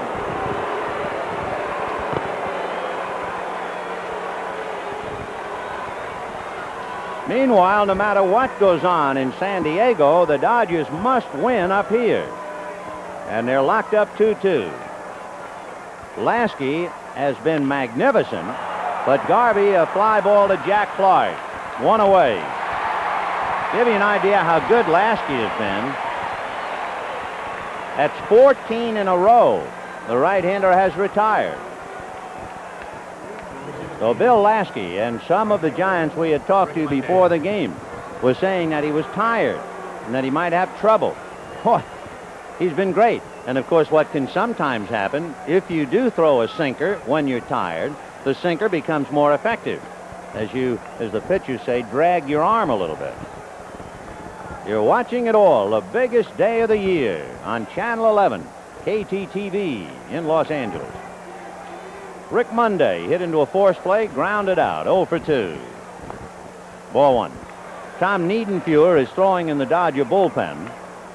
Valenzuela must have made 1,000 pitches already.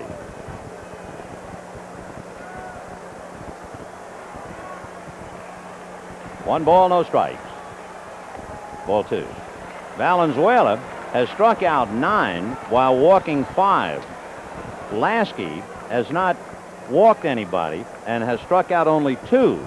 But in this instance, that's a better game. You don't pitch as much. That's a strike. 2-1.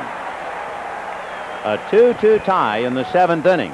There's Fernando. Remember, his last complete game was a nifty 12 hitter. Inside, and I think that might have hit Frank Pooley a little bit. 3-1 to count. They're going to the 7th inning in San Diego,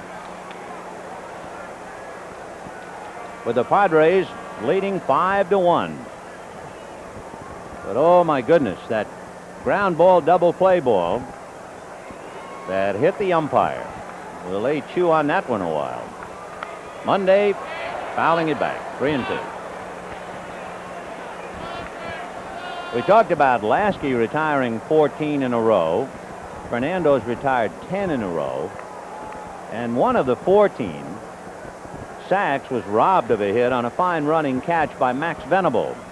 2 of the 3 giant outfielders were weaned in the Dodger organization, Jeff Leonard and Max Venable. 3-2 to Mo. High fly ball into deep left field, slicing in the corner, foul.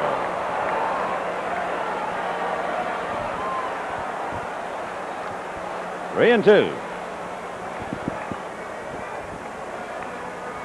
Monday, who had the big grand slam Friday night, who had the big home run against Montreal over the center field fence at Olympic Stadium, missing down in the left field corner.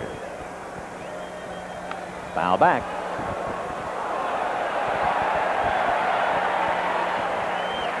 Waiting his turn on deck, Ron Cey, who hit a 2-run home run and then struck out. Well, I tell you what, no matter how this day turns out, it has been a magnificent day, huh? If you love baseball, this is really a love affair today.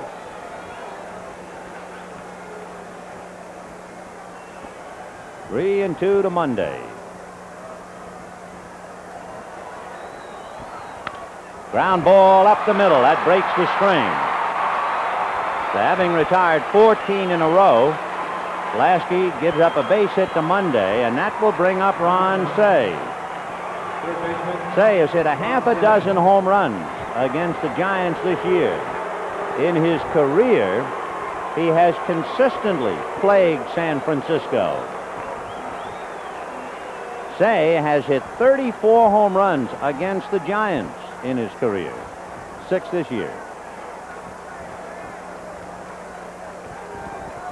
There's Gary Lavelle. So with 1 out, 1 on, a 2-2 tie in the 7th. And it's 5-1 San Diego over Atlanta in the 7th. Ball 1, and a good save by Bob Brenly. That thing almost went to the backstop. Steve Yeager goes jogging down to the Dodger bullpen. And he is going to warm up. And that means they're thinking about a hitter for Scioscia should Gary Lavelle come in. You've always got to keep somebody at the ready. So the left-hander in the pen, a left-hand hitter on deck. Pretty easy to read Lasorda's mind there. 1 ball and no strikes to Ron Cey. Monday, short lead. Check swing for a strike. You remember, Cey was called out on a check swing by first base umpire Jerry Crawford. That was in the 4th inning.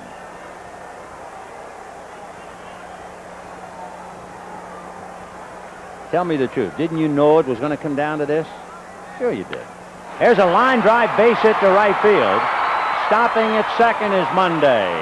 And now let's see. It's up to Frank Robinson. He has to make the first move. Normally, Robinson makes his move on the grass. Let's see. He shook his head no, but now he's made it. They're going to bring in Lavelle. The scouting on Frank Robinson is he always goes to the bullpen before he gets to the first base foul line, and he's done it again today. So here comes Lavelle. The anticipated move, the left-hander coming in, and so the Dodgers now will hit for Scioscia.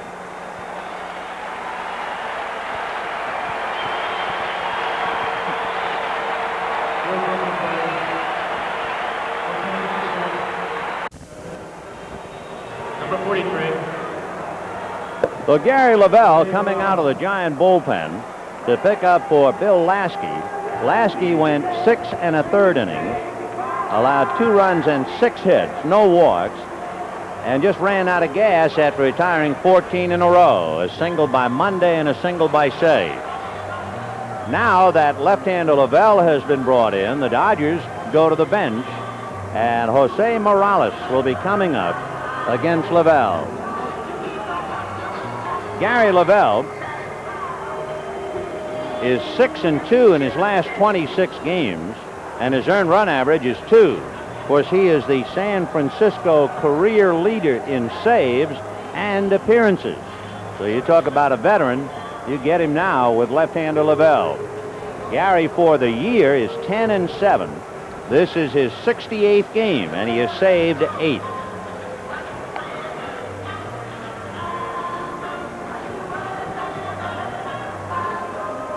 So Morales will be batting for Scioscia, and that means Yeager, who could have played the last couple of days. He has a sore hip. Yeager will be behind the plate in the bottom of the 7th. Scioscia had fouled out and flied to center, and he'll give way now for Morales. How has Jose done this year? Well, he has a .276 average. He has 8 hits, including a home run, and 8 runs batted in.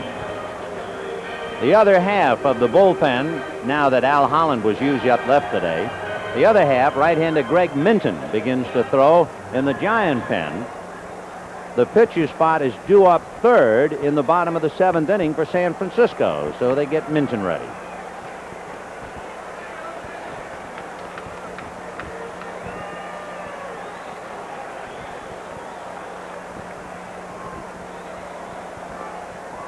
Jose Morales with Monday at second, Say at first, and Morales at the plate. You have no speed at all out there for the Dodgers. A good running fastball that ran away, and Morales turned and asked the plate umpire Pulley, did I swing at a strike? And Pulley nodded yes. So that running fastball got the corner. In the 7th inning in San Diego, Atlanta, 2 men on and nobody out. And Glenn Hubbard is the batter. It's 5-1 Padres in the 7th. 0-1 the count to Morales. The Dodgers trying to break a 2-2 tie. 1-1.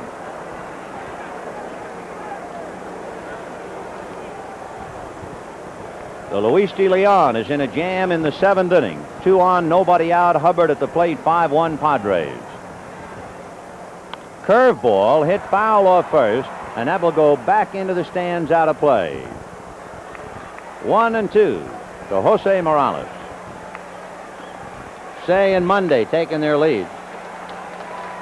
Now Atlanta has loaded the bases with nobody out.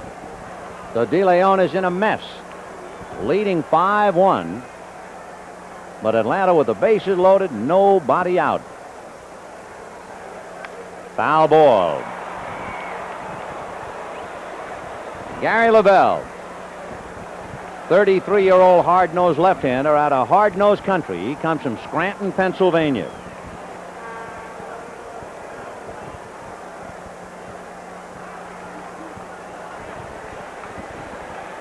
One and two to Morales.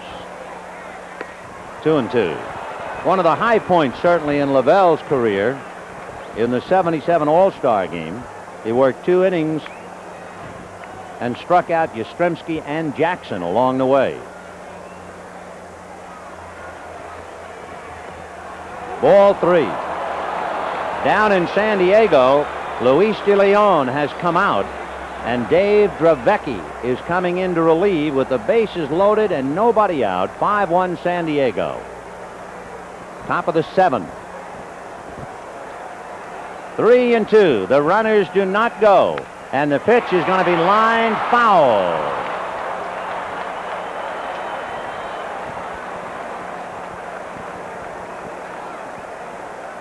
Andy McGaffigan, who's down there in the bullpen, catching that line drive. Frank Robinson coming out now and talking to Frank Pooley.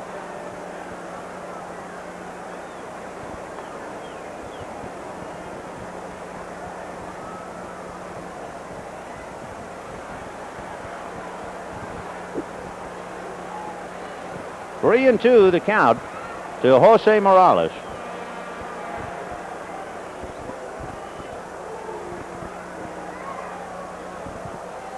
Cooley talking to Doug Harvey about a point that Robinson has brought up.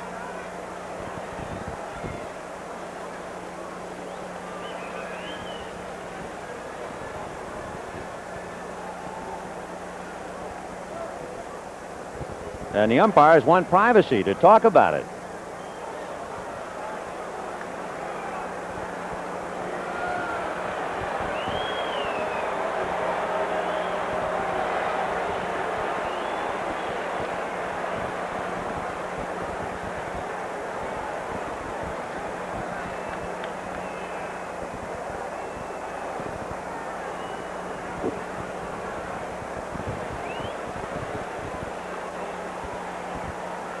I wish I could get a good shot at Frank Pooley to read his lips.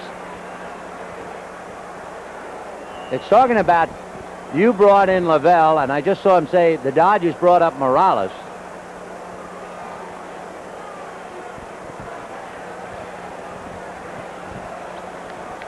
And then Pooley said, never mind, whatever the point was that Robinson brought up, it is disallowed.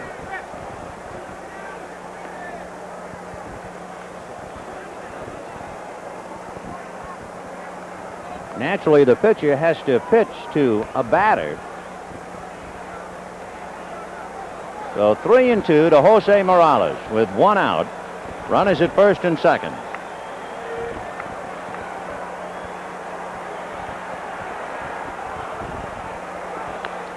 High chopper foul with the runners going. So it's still 3-2. Dravecky, with the bases loaded and nobody out, was pitching to Rufino Linares. And Linares hit into a force play at the plate. So it is still San Diego 5, Braves 1, 1 out. And Bob Horner, who has not played since he suffered a hyperextension of his right elbow on September the 18th.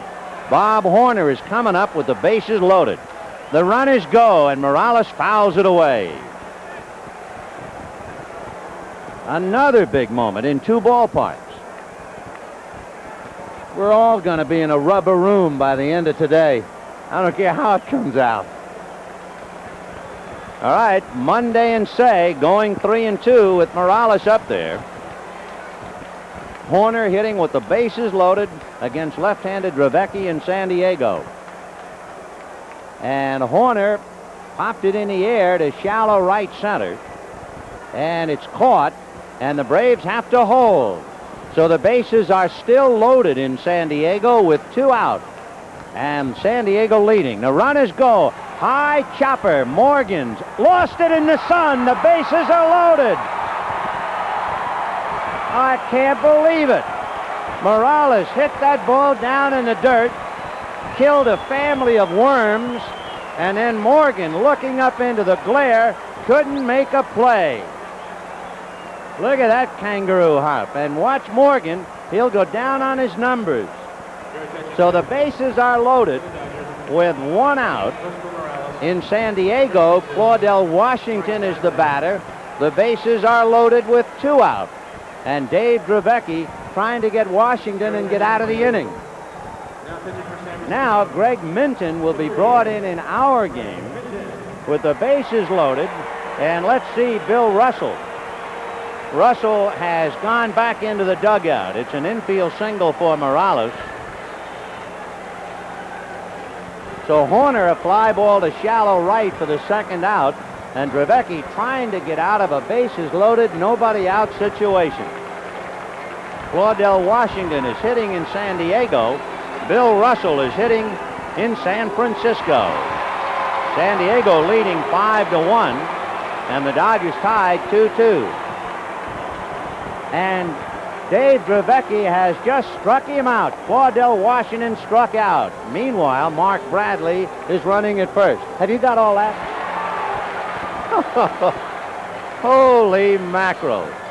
Oh, my goodness. Don't you love it? Ah. I tell you, I have always loved the game of baseball. For 33 years, I have loved it. And I got to tell you, I'm out of my mind today. It is absolutely the greatest. So Greg Minton picks up with the bases loaded. 1 out in the 8th inning, and Bill Russell the batter, and there are a lot of things that could happen here. Among others is whether Tommy Lasorda would put the squeeze play on in the 7th. Number 18, shortstop Bill Russell. So Bradley is at first. Say is at second. Monday is at third. 1 out, 7th inning, and a 2-2 tie. They're in the bottom of the 7th inning in San Diego, 5-1 Padres. And what a job turned in by Dave Drevecki. A force play at the plate, a fly ball to shallow right, and a strikeout of Claudell Washington. Milwaukee is leading Baltimore 4-1 in the last of the 7th. So here is Russell, and the Giant infield is up. We'll really keep an eye on Monday. Well, he'll tell us if there is a squeeze. He'll be the first one to make the commitment. Minton pitching out of a stretch to try and foil the squeeze and keep an eye on Monday. Monday is not coming. Ball 1. Russell single to right, grounded to short, and he's taking a long look at Ozark. On deck, Fernando. Again, Monday is the key. He has to have perfect timing, if it is a squeeze, to make his commitment. Monday is not coming. Ball 2.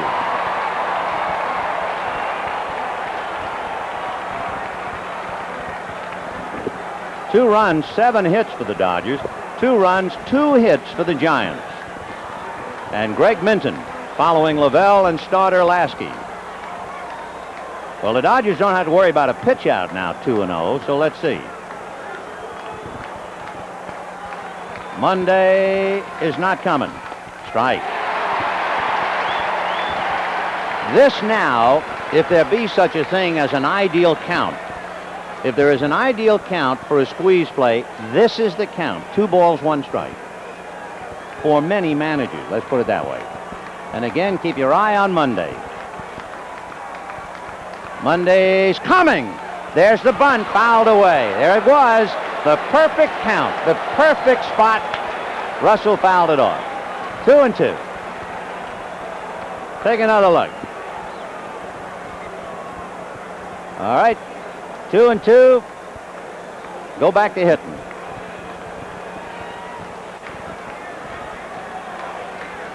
Bob Walk is now pitching for Atlanta in the bottom of the 7th inning.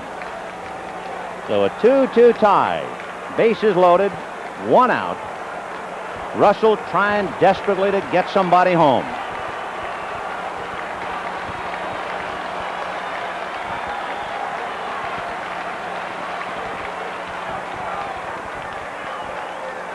Fouled away.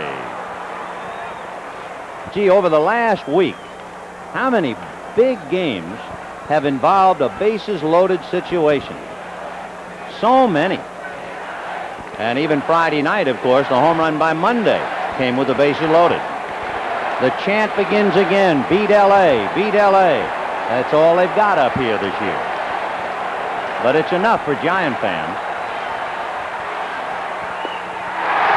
Down he goes. He might have chased ball 3. Looked like Russell went after a bad ball, but of course, if he hits a slow roller to second base with it, he would have picked up the RBI. That means they will bat for Fernando. And the batter will be George Orta. Let's see that pitch. Oh, yeah, it looked like it was a ball, but as I say, if you hit it off the end of the bat, you get an RBI. So here is Orta.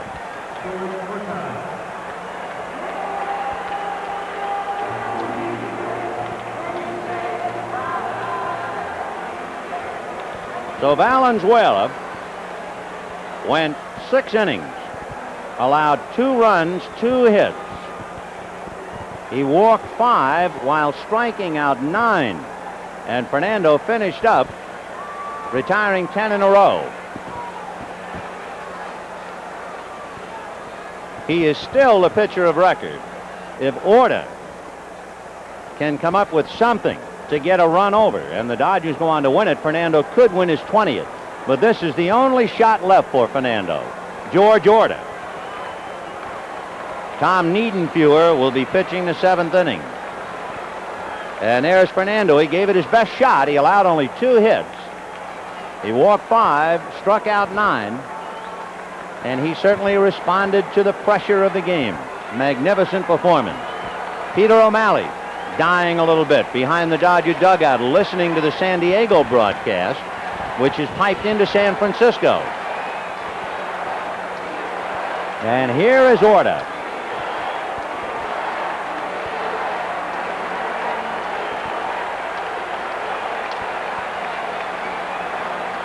So the Braves had the bases loaded and nobody out and failed to score. The Dodgers, the bases loaded and 1 out, and now they have 2 out. Paid attendance 47,457. Almost 50,000 in the house. 2-2, 7th inning. An excruciating day.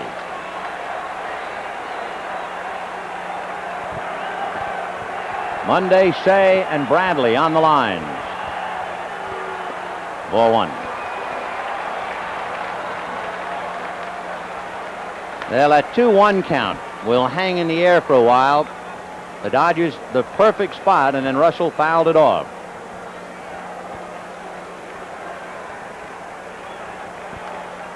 One ball and no strikes to George Orta.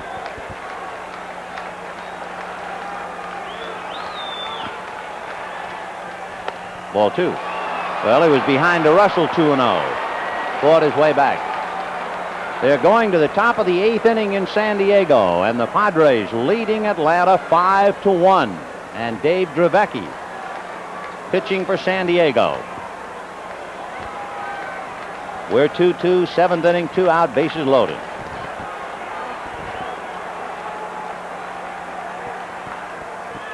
Strike.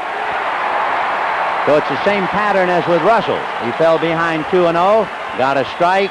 The Dodgers put a squeeze on, and Russell fouled it off. And Russell eventually appeared to swing at a bad ball to strike out. 2-1 to Orta.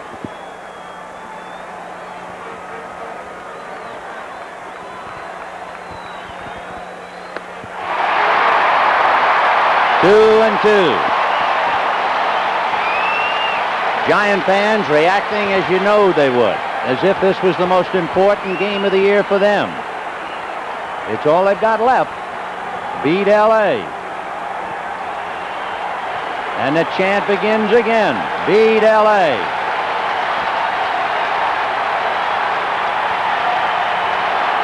Two and 2 to George Orta. Fouled away.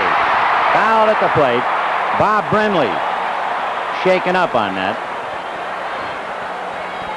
So the Giant catcher nods yes when Minton said, "Are you okay?" Beat L.A. Beat L.A. That's all you hear. And that's the way it's supposed to be. 2 and 2.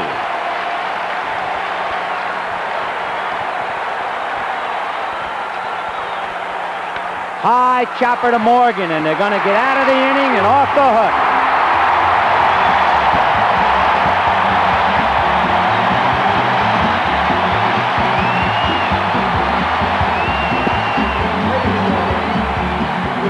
At the end of 6 1/2, a 2-2 tie.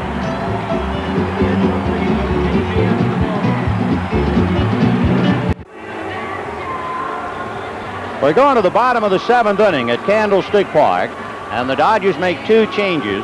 Steve Yeager will put on the gear behind the plate and bat 7th, and Tom Niedenfuer picks up the pitching burden from Fernando. Bob Brenly will start it off, then Joe Patini and Greg Minton.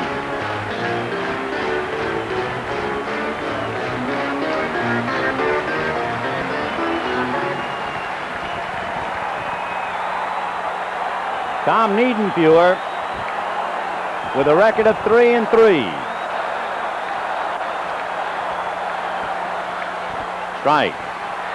And what we mentioned early in the broadcast, for the first time this decade, for the first time this century, the major leagues will have only one 20-game winner. Just one, and that's Steve Carlton, and he won again today to give him 23. Not another 20-game winner in sight. Fernando had his chance, and the Dodgers couldn't give him the run in the 7th inning. Brenly walked, fly deep to left. Ground ball to the left is short, base hit.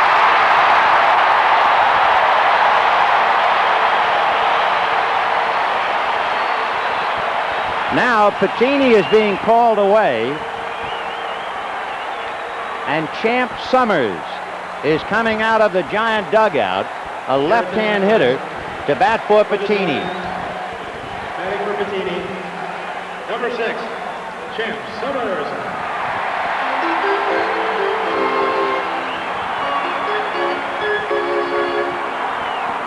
In San Diego, they're at bat in the bottom of the 8th inning as Atlanta went out in order. San Diego 5, Atlanta 1 in the bottom of the 8th. But the Dodgers are locked up 2-2 in what has turned out to be a chamber of horrors, Candlestick Park.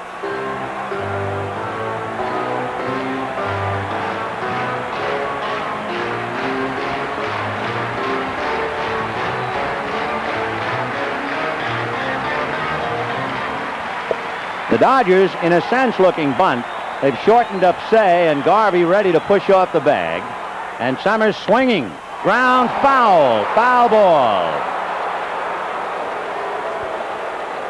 With Garvey holding the runner, had it been a fair ball, Garvey probably could have turned it into a double play. So even though the feeling up here is, wow, we almost had a fair ball, that might have been a blessing for the Dodgers. Lasorda, Monty Basgall, Ron Peranowski sweating it out in the dugout. 0-1 to Champ Summers.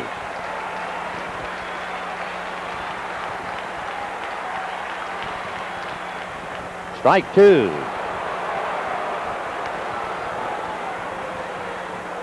Tom Niedenfuer. A 3-3 record, battling for the decision. He's being backed up by Terry Forster in the Dodger bullpen.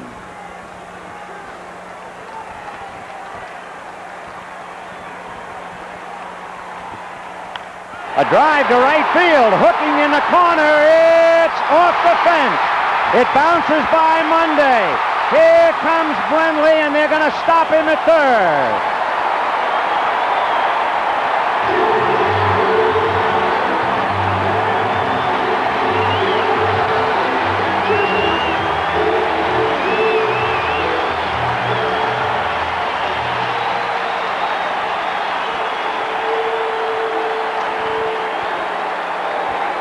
Tom Niedenfuer, who had been the most reliable of all of the Dodger elite pitchers, comes in and gives up a single and a double.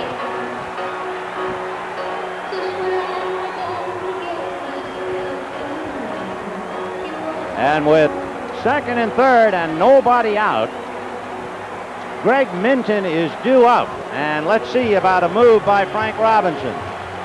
Minton will come up, and Lasorda going back to the dugout. So the Dodgers had a golden chance in the 7th, and they let it get away on a 2-1 squeeze play that was fouled off, and then a 2-2 pitch that was swung on and missed. Guy Soulars will now run for Champ Summers, and Soulars, an infielder, can then finish up at shortstop.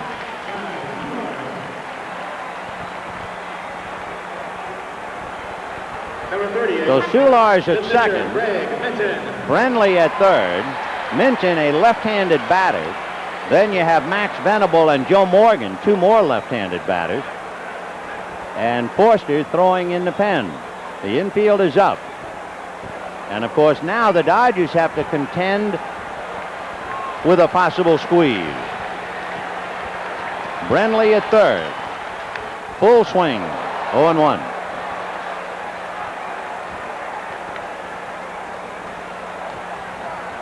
It is 5-1 San Diego in the bottom of the 8th, but that doesn't help the Dodgers if they can't beat the Giants. 0-1.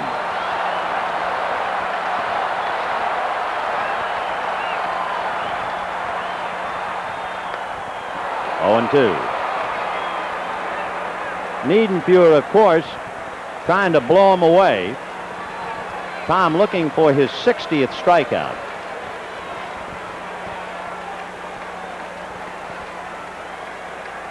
Bottom of the 7th, a 2-2 tie. Fouled away. Give you an idea of Minton with the bat this year. He's had 16 at-bats, good for 3 hits, including a double and a run batted in.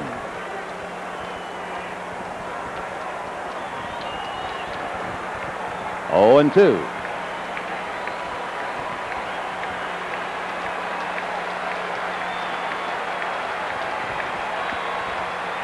Foul back. Boy, I'll say one thing. Minton had really taken some rips up there. That last pitch, he didn't get cheated at all. 0-2. Take a look at the swing by the pitcher. I mean, he gave it his best shot.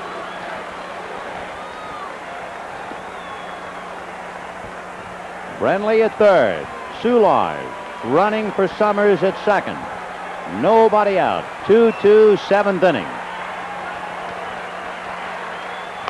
Ball 1. 1-2.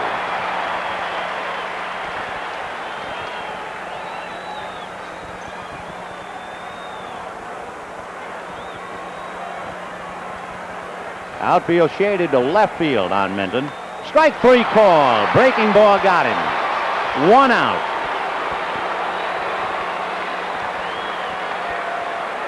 Take another look at the breaking ball as it dips in there. Minton quit thinking it was high. Boom. See you later. Now Lasorda going to the mound. He has Terry Forster and Joe Beckwith. The Giants have left-hand hitters Max Venable and Joe Morgan. And they are going to Forster. So Terry Forster will be brought in second and third. Number 51, Terry Forster.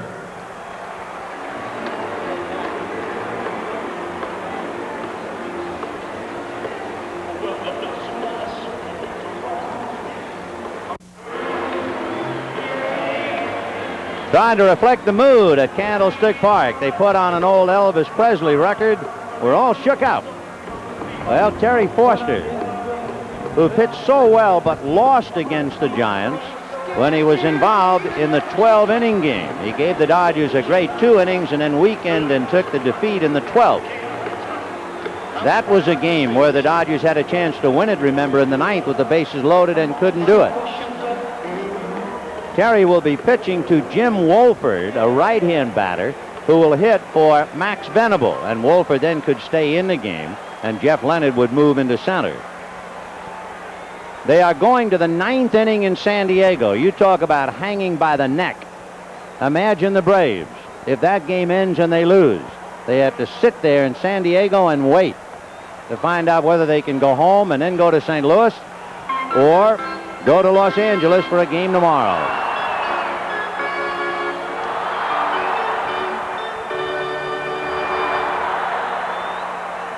Terry Forster is 5-6, and Jim Wolford, a veteran right-hand batter. Wolford hitting .257. He is 5 for 26 as a pinch hitter. The Dodger infield must play up with first base open, and Joe Morgan on deck. 2-2, bottom of the 7th. Slider, 0-1. Oh, what a day. 9th inning in San Diego. 5-1 Padres. Bottom of the 7th here, 2-2. 4-1 Milwaukee leading Baltimore.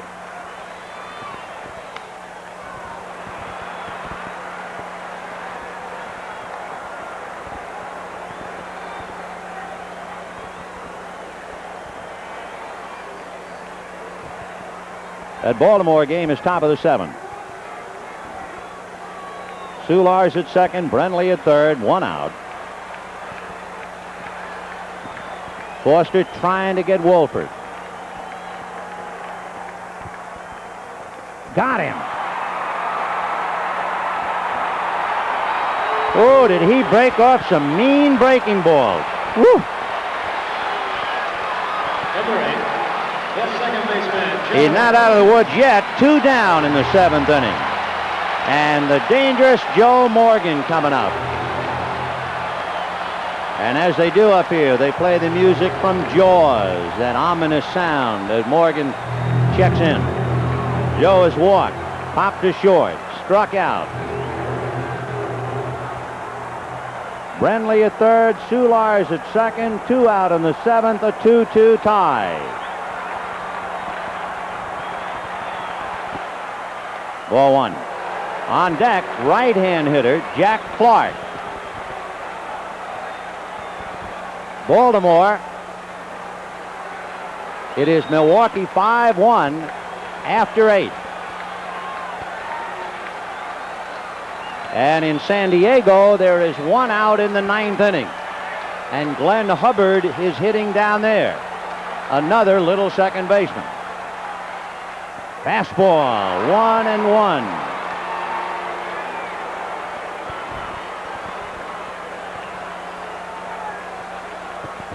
In San Diego, Hubbard has hit a looper to left field that drops in front of Tim Flannery for a base hit. Foul ball here, and the count 1-2.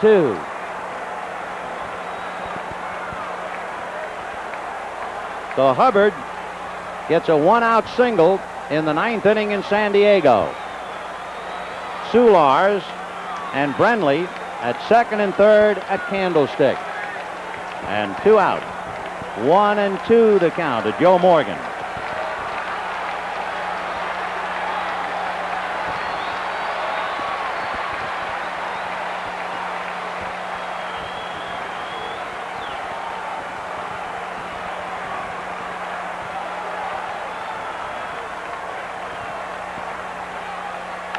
Drive to right field. Back goes Monday. It's gone.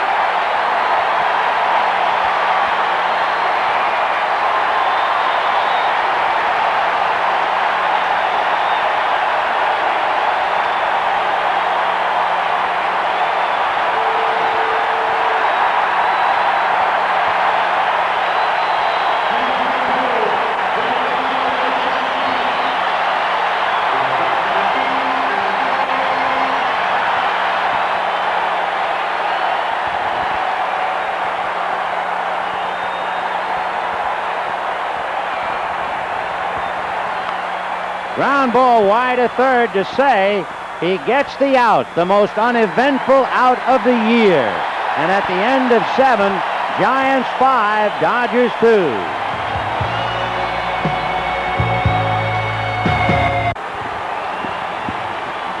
As we go to the 8th inning, the Giants making their changes.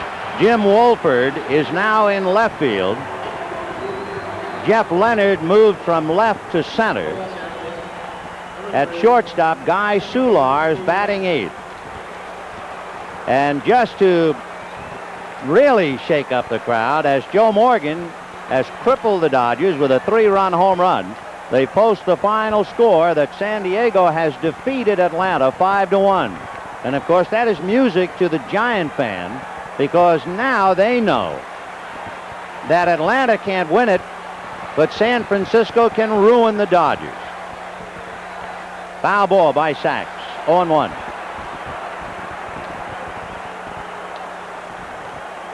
In looking quickly at a TV monitor, it was remarkable. They had a shot of the Atlanta dugout with 1 out in the 9th inning. And the players in the Atlanta dugout going crazy, happy, high-fiving it, even though they were losing 5-1. It was one of the strange sports sights of the year. 0-1 to Steve Sax. And now the question, the Dodgers, who have played brinkmanship for 3 years, are at the brink again. And have they broken the law of averages this time? 0-1 to Sax. He's 0 for 3.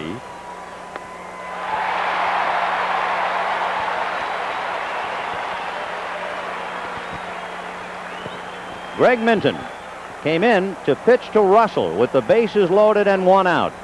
Went 2-1. The Dodgers tried to squeeze and Russell fouled it off. Russell chased what appeared to be a bad ball and then struck out, and Orta grounded out. And then, refreshed and exhilarated by that, the Giants roared back for 3. Fouled away.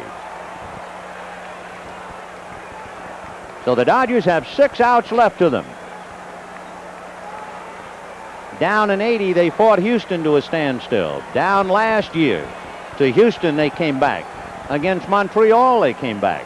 Against the Yankees, they came back.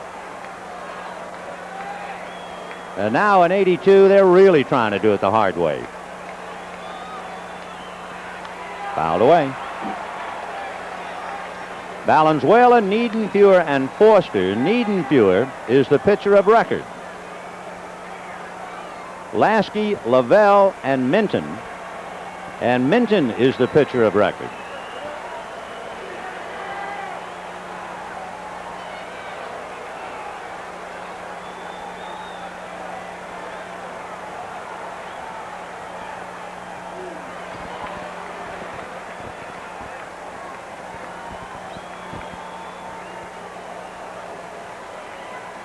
Oh, 0-2 to Steve Sax. Leading off Matters in the 8th, followed by Landreau and then Baker.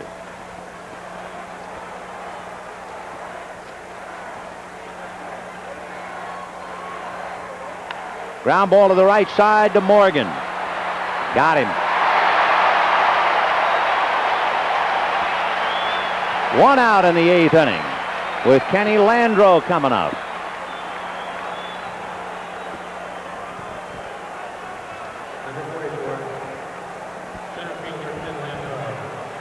The Dodgers not only down by 3 and with 5 outs left, they are facing one of the truly premier relief pitchers in the league. Greg Minton has 30 saves, tied with Garber behind Suter. Minton is supposed to go to the free agency field this winter. I would think he would bring quite a price. His earned run average this year, 1.8. Ball 1.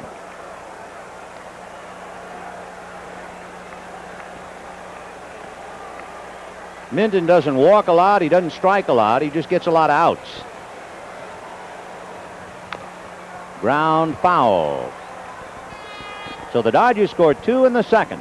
The Giants came back with 2 to tie it up. The Dodgers missed an opportunity in the 7th, and the Giants didn't. And it is 5-2 San Francisco, top of the 8th, 1 away. Meanwhile, Milwaukee leading Baltimore 5-1 in the bottom of the 8th inning.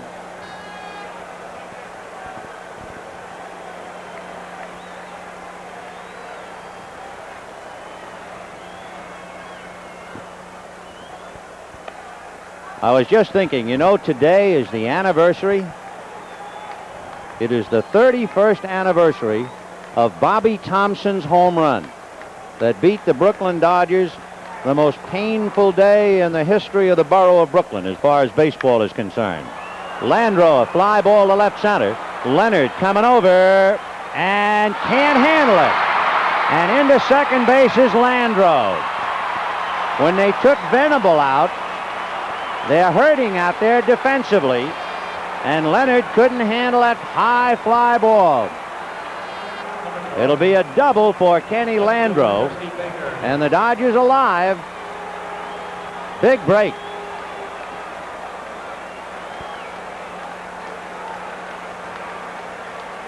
Leonard reaching for that ball like you look for a shoe in a dark closet. He wasn't sure where it was. He was just hoping to make contact. So Dusty Baker and Steve Garvey on deck. The Dodgers got a big break in the 7th inning on that high bouncer by Morales that Morgan couldn't handle, so he understands Leonard's problem. Baker has single, fouled out, and flied to center. 1 for 3.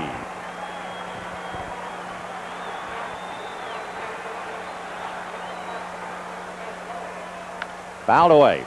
0-1. 47,457 paid, just under 50,000 at Candlestick. But on the anniversary of Bobby Thompson's home run, the Dodgers are nailed by Joe Morgan's home run in the 7th inning. They have a chance to recover.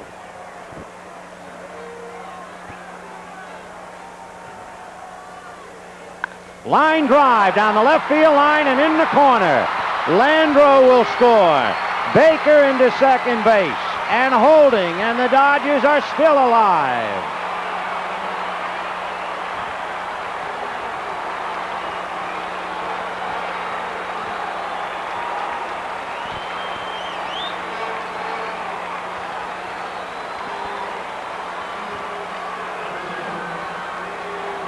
I'll tell you one thing, if you ever use the word choke about a professional baseball player, you ought to be ashamed. Steve Garvey singled, flied to left, and flied to right. So Baker doubles in Landreau. Garvey with Monday on deck. And Minton apparently going to go the distance on his own. There's no one throwing in the Giant bullpen. After all, he's the best they have.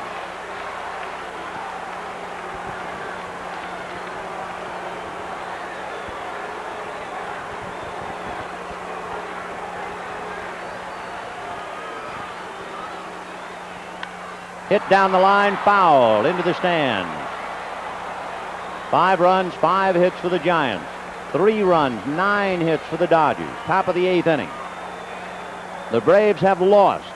The Dodgers trying desperately to stay alive and force a playoff tomorrow. And as usual, if they do it, they'll do it the hard way.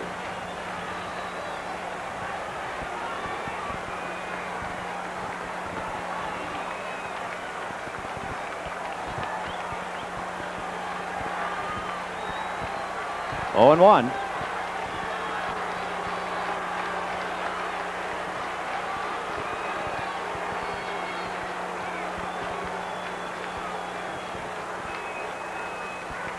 Steve hitting .282.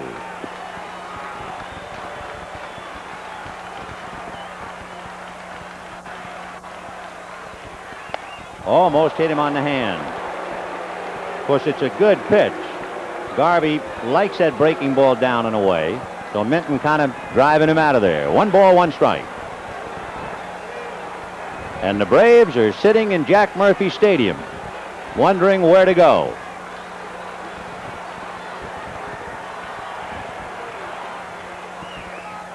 Off speed, good pitch. Garvey out in front of it, 1-2. Greg Minton battling Steve Garvey with 1 out in the 8th inning. Giants 5, Dodgers 3.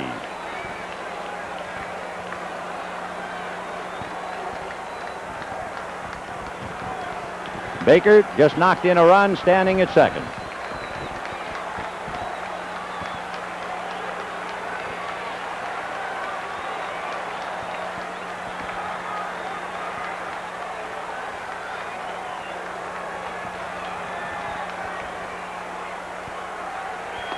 Got him on the corner. Hard slider. $1 million pitch.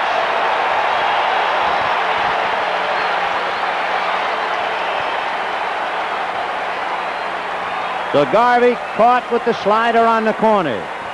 Boy, that's a thoroughly big league pressure pitch. And with 2 out in the 8th inning, Rick Monday the batter. Monday hit into a force play, grounded out. Singled in the 7th inning. and was coming to the plate on the squeeze play that never made it. 5-3 Giants in the 8th. Ron Say on deck.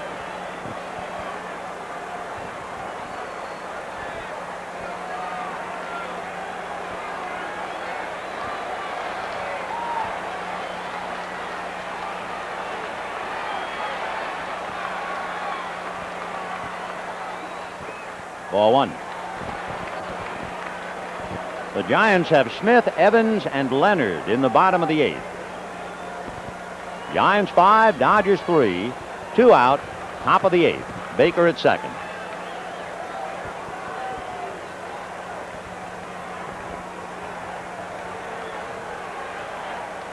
A paper blowing around, a distraction, and plate umpire Pooley out there to get it. 1-0.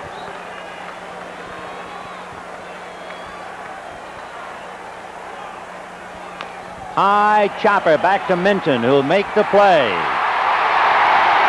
1 run, 2 hits, 1 left at the end of 7 1/2. Giants 5, Dodgers 3.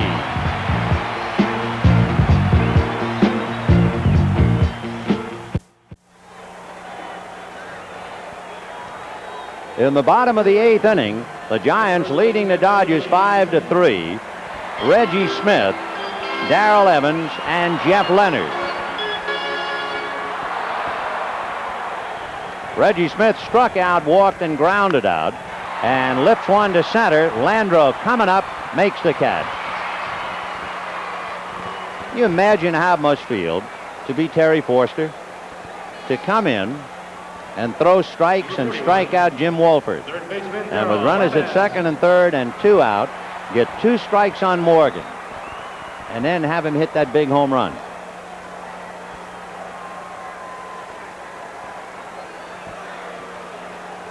Here's Darrell Evans, singled, walked, and flied to right, 1 for 2.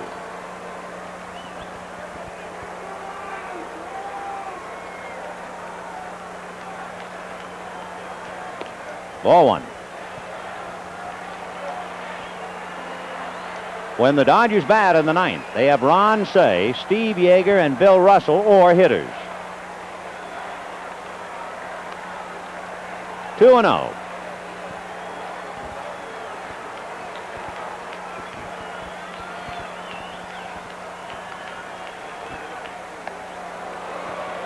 Two and 1.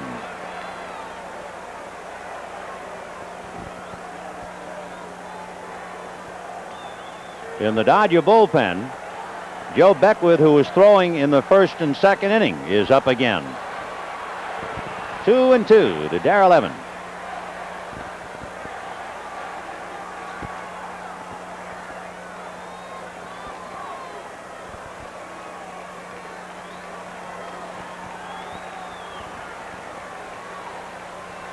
Fastball just missed. Good pitch. Not much Evans could do with it. It just ran off the corner. 3-2. Dave Bergman is getting ready in the Giant bullpen. He'll play first base in the 9th inning for Reggie Smith. Fouled away. There's Dave.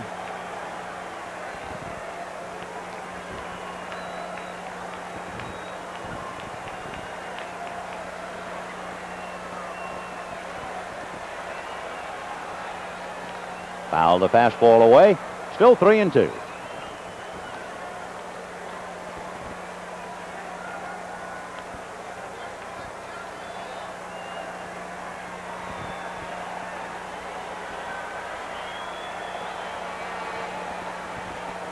Got him. 2 down in the 8th inning. And the batter will be Jeff Leonard. And we'll pause for station identification. This is Channel 11. KTTV in Los Angeles. Jeff Leonard doubled in the 2nd inning. It was a key hit. It followed a base hit by Evans, and it set up the 2 runs that tied Fernando. After that, he struck out in the 3rd and in the 6th, and he surrounded a fly ball.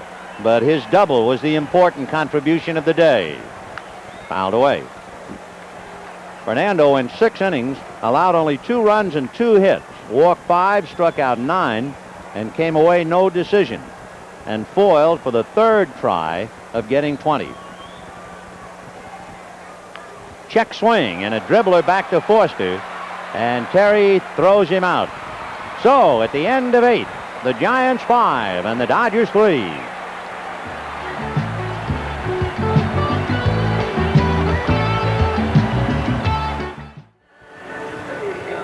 The 9th inning at Candlestick Park, 3 outs away between the end of the regular season or a date Monday with Atlanta, and the Dodgers find themselves down by 2.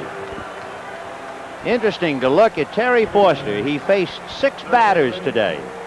He got 5 of the 6, striking out 2 of them. Gave up 1 hit, but what a hit. So Ron Cey, then Ron Renicky, and we'll see about a batter for Russell. 5-3 Giants in the 9th. Dave Bergman at first base and Greg Minton trying to win it and pick up his 11th.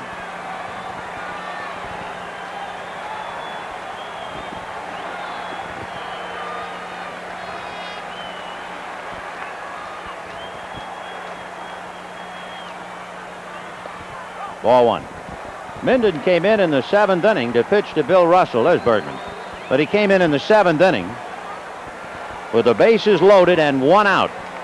And he extricated the Giants from a very tough spot. Dodgers missing a squeeze. Russell eventually striking out, and then Orta grounding out. 2-0 the count. For Minton, in looking back over his year, he is a relief pitcher who works a lot as you look at Pedro. Minton has worked 120 innings, not counting how many times he has warmed up and not come into a game. 2-0 to Cey. Strike. Ron Cey hit a 2-run home run in the 2nd inning. It was his 6th home run of the year against the Giants. He struck out in the 4th, and he singled to right in the 7th. Now just trying to get aboard any way he can and keep it alive.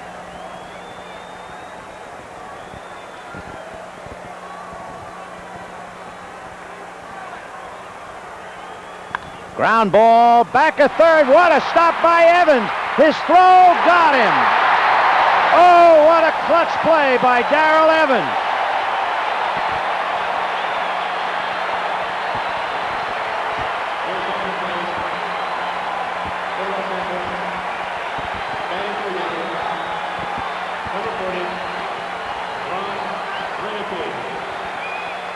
Marvelous play. Evans taking a sure double away from Ron Cey, and the Dodgers expending one of the 3 precious outs. And the batter is Ron Renicky, hitting for Bill Russell, for Steve Yeager.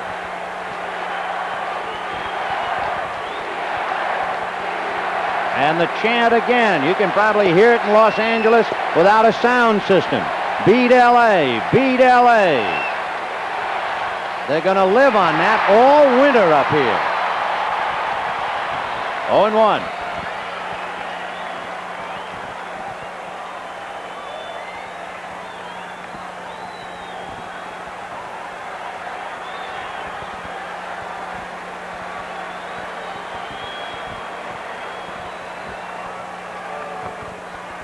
One and 1 to Ron Renicky.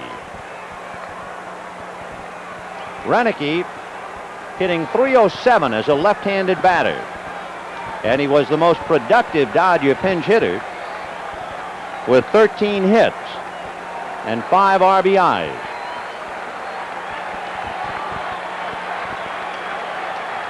Foul back. And each strike now will elicit a louder noise from the crowd.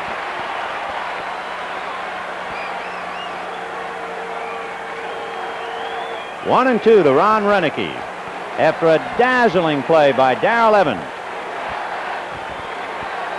Pedro Guerrero swinging a bat in front of the Dodger dugout. 1-2.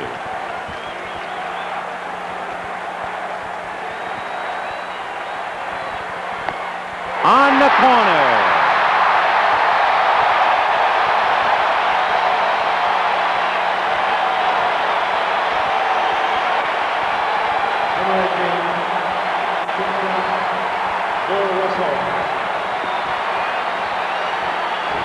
And the Dodgers are down to their last out.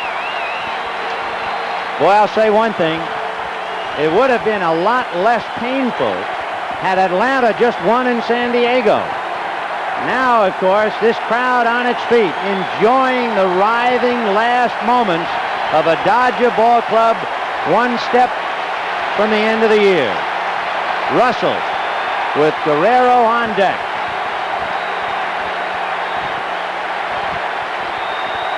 Right.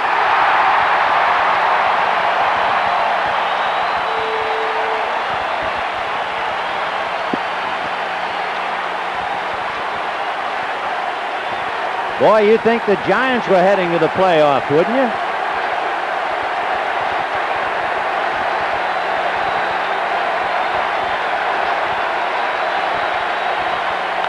Ground ball to Evans. Goodbye, 82.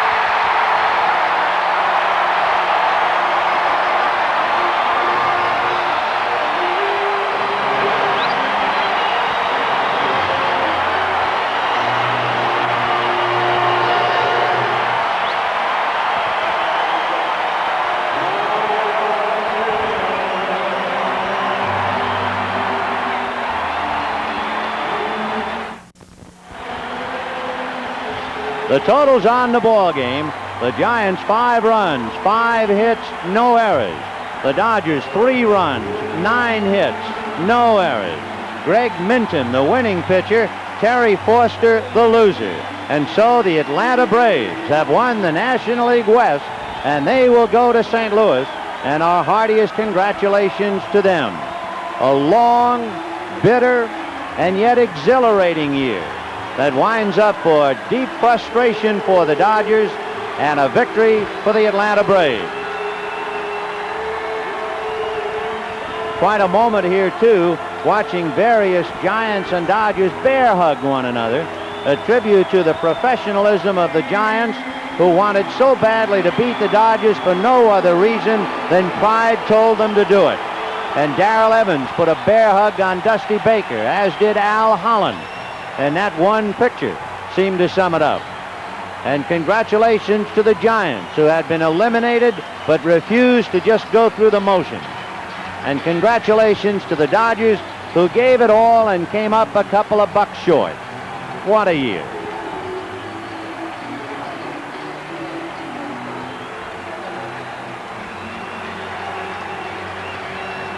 The totals again, before 47,457. The Giants 5 runs, 5 hits, and no errors. The Dodgers 3 runs, 9 hits, and no errors. Ron Say, a 2-run home run in the second inning, but Jeff Leonard's double sending Evans to third. Then a couple of walks, a double play ball, and the game was tied. And it was untied in the bottom of the 7th on a 3-run, 2-out home run by Joe Morgan after the Dodgers had their golden chance in the top of the 7th inning. Stay tuned for the last post-game show of the year coming right up. Dodger Baseball has been brought to you by the Coca-Cola Company and your local Coca-Cola bottler. For the taste that never lets you down, Coke is it. By Union 76 and your neighborhood Union 76 dealers, who invite you to go with the spirit of 76. By Farmer John, the only one who offers you strictly fresh Eastern corn-fed pork and pork sausage, as well as bacon, ham, hot dogs, luncheon meats, and other fine meat products. Farmer John. By Datsun, who invites you to see Datsun's lowest price truck, the Datsun Little Hustler, just $58.58. By Michelob Light, an exceptional light beer with a rich, smooth taste. And by the Western Air Force. Western is fighting high airfares across the country, So fly the new force in the sky, Western Airlines.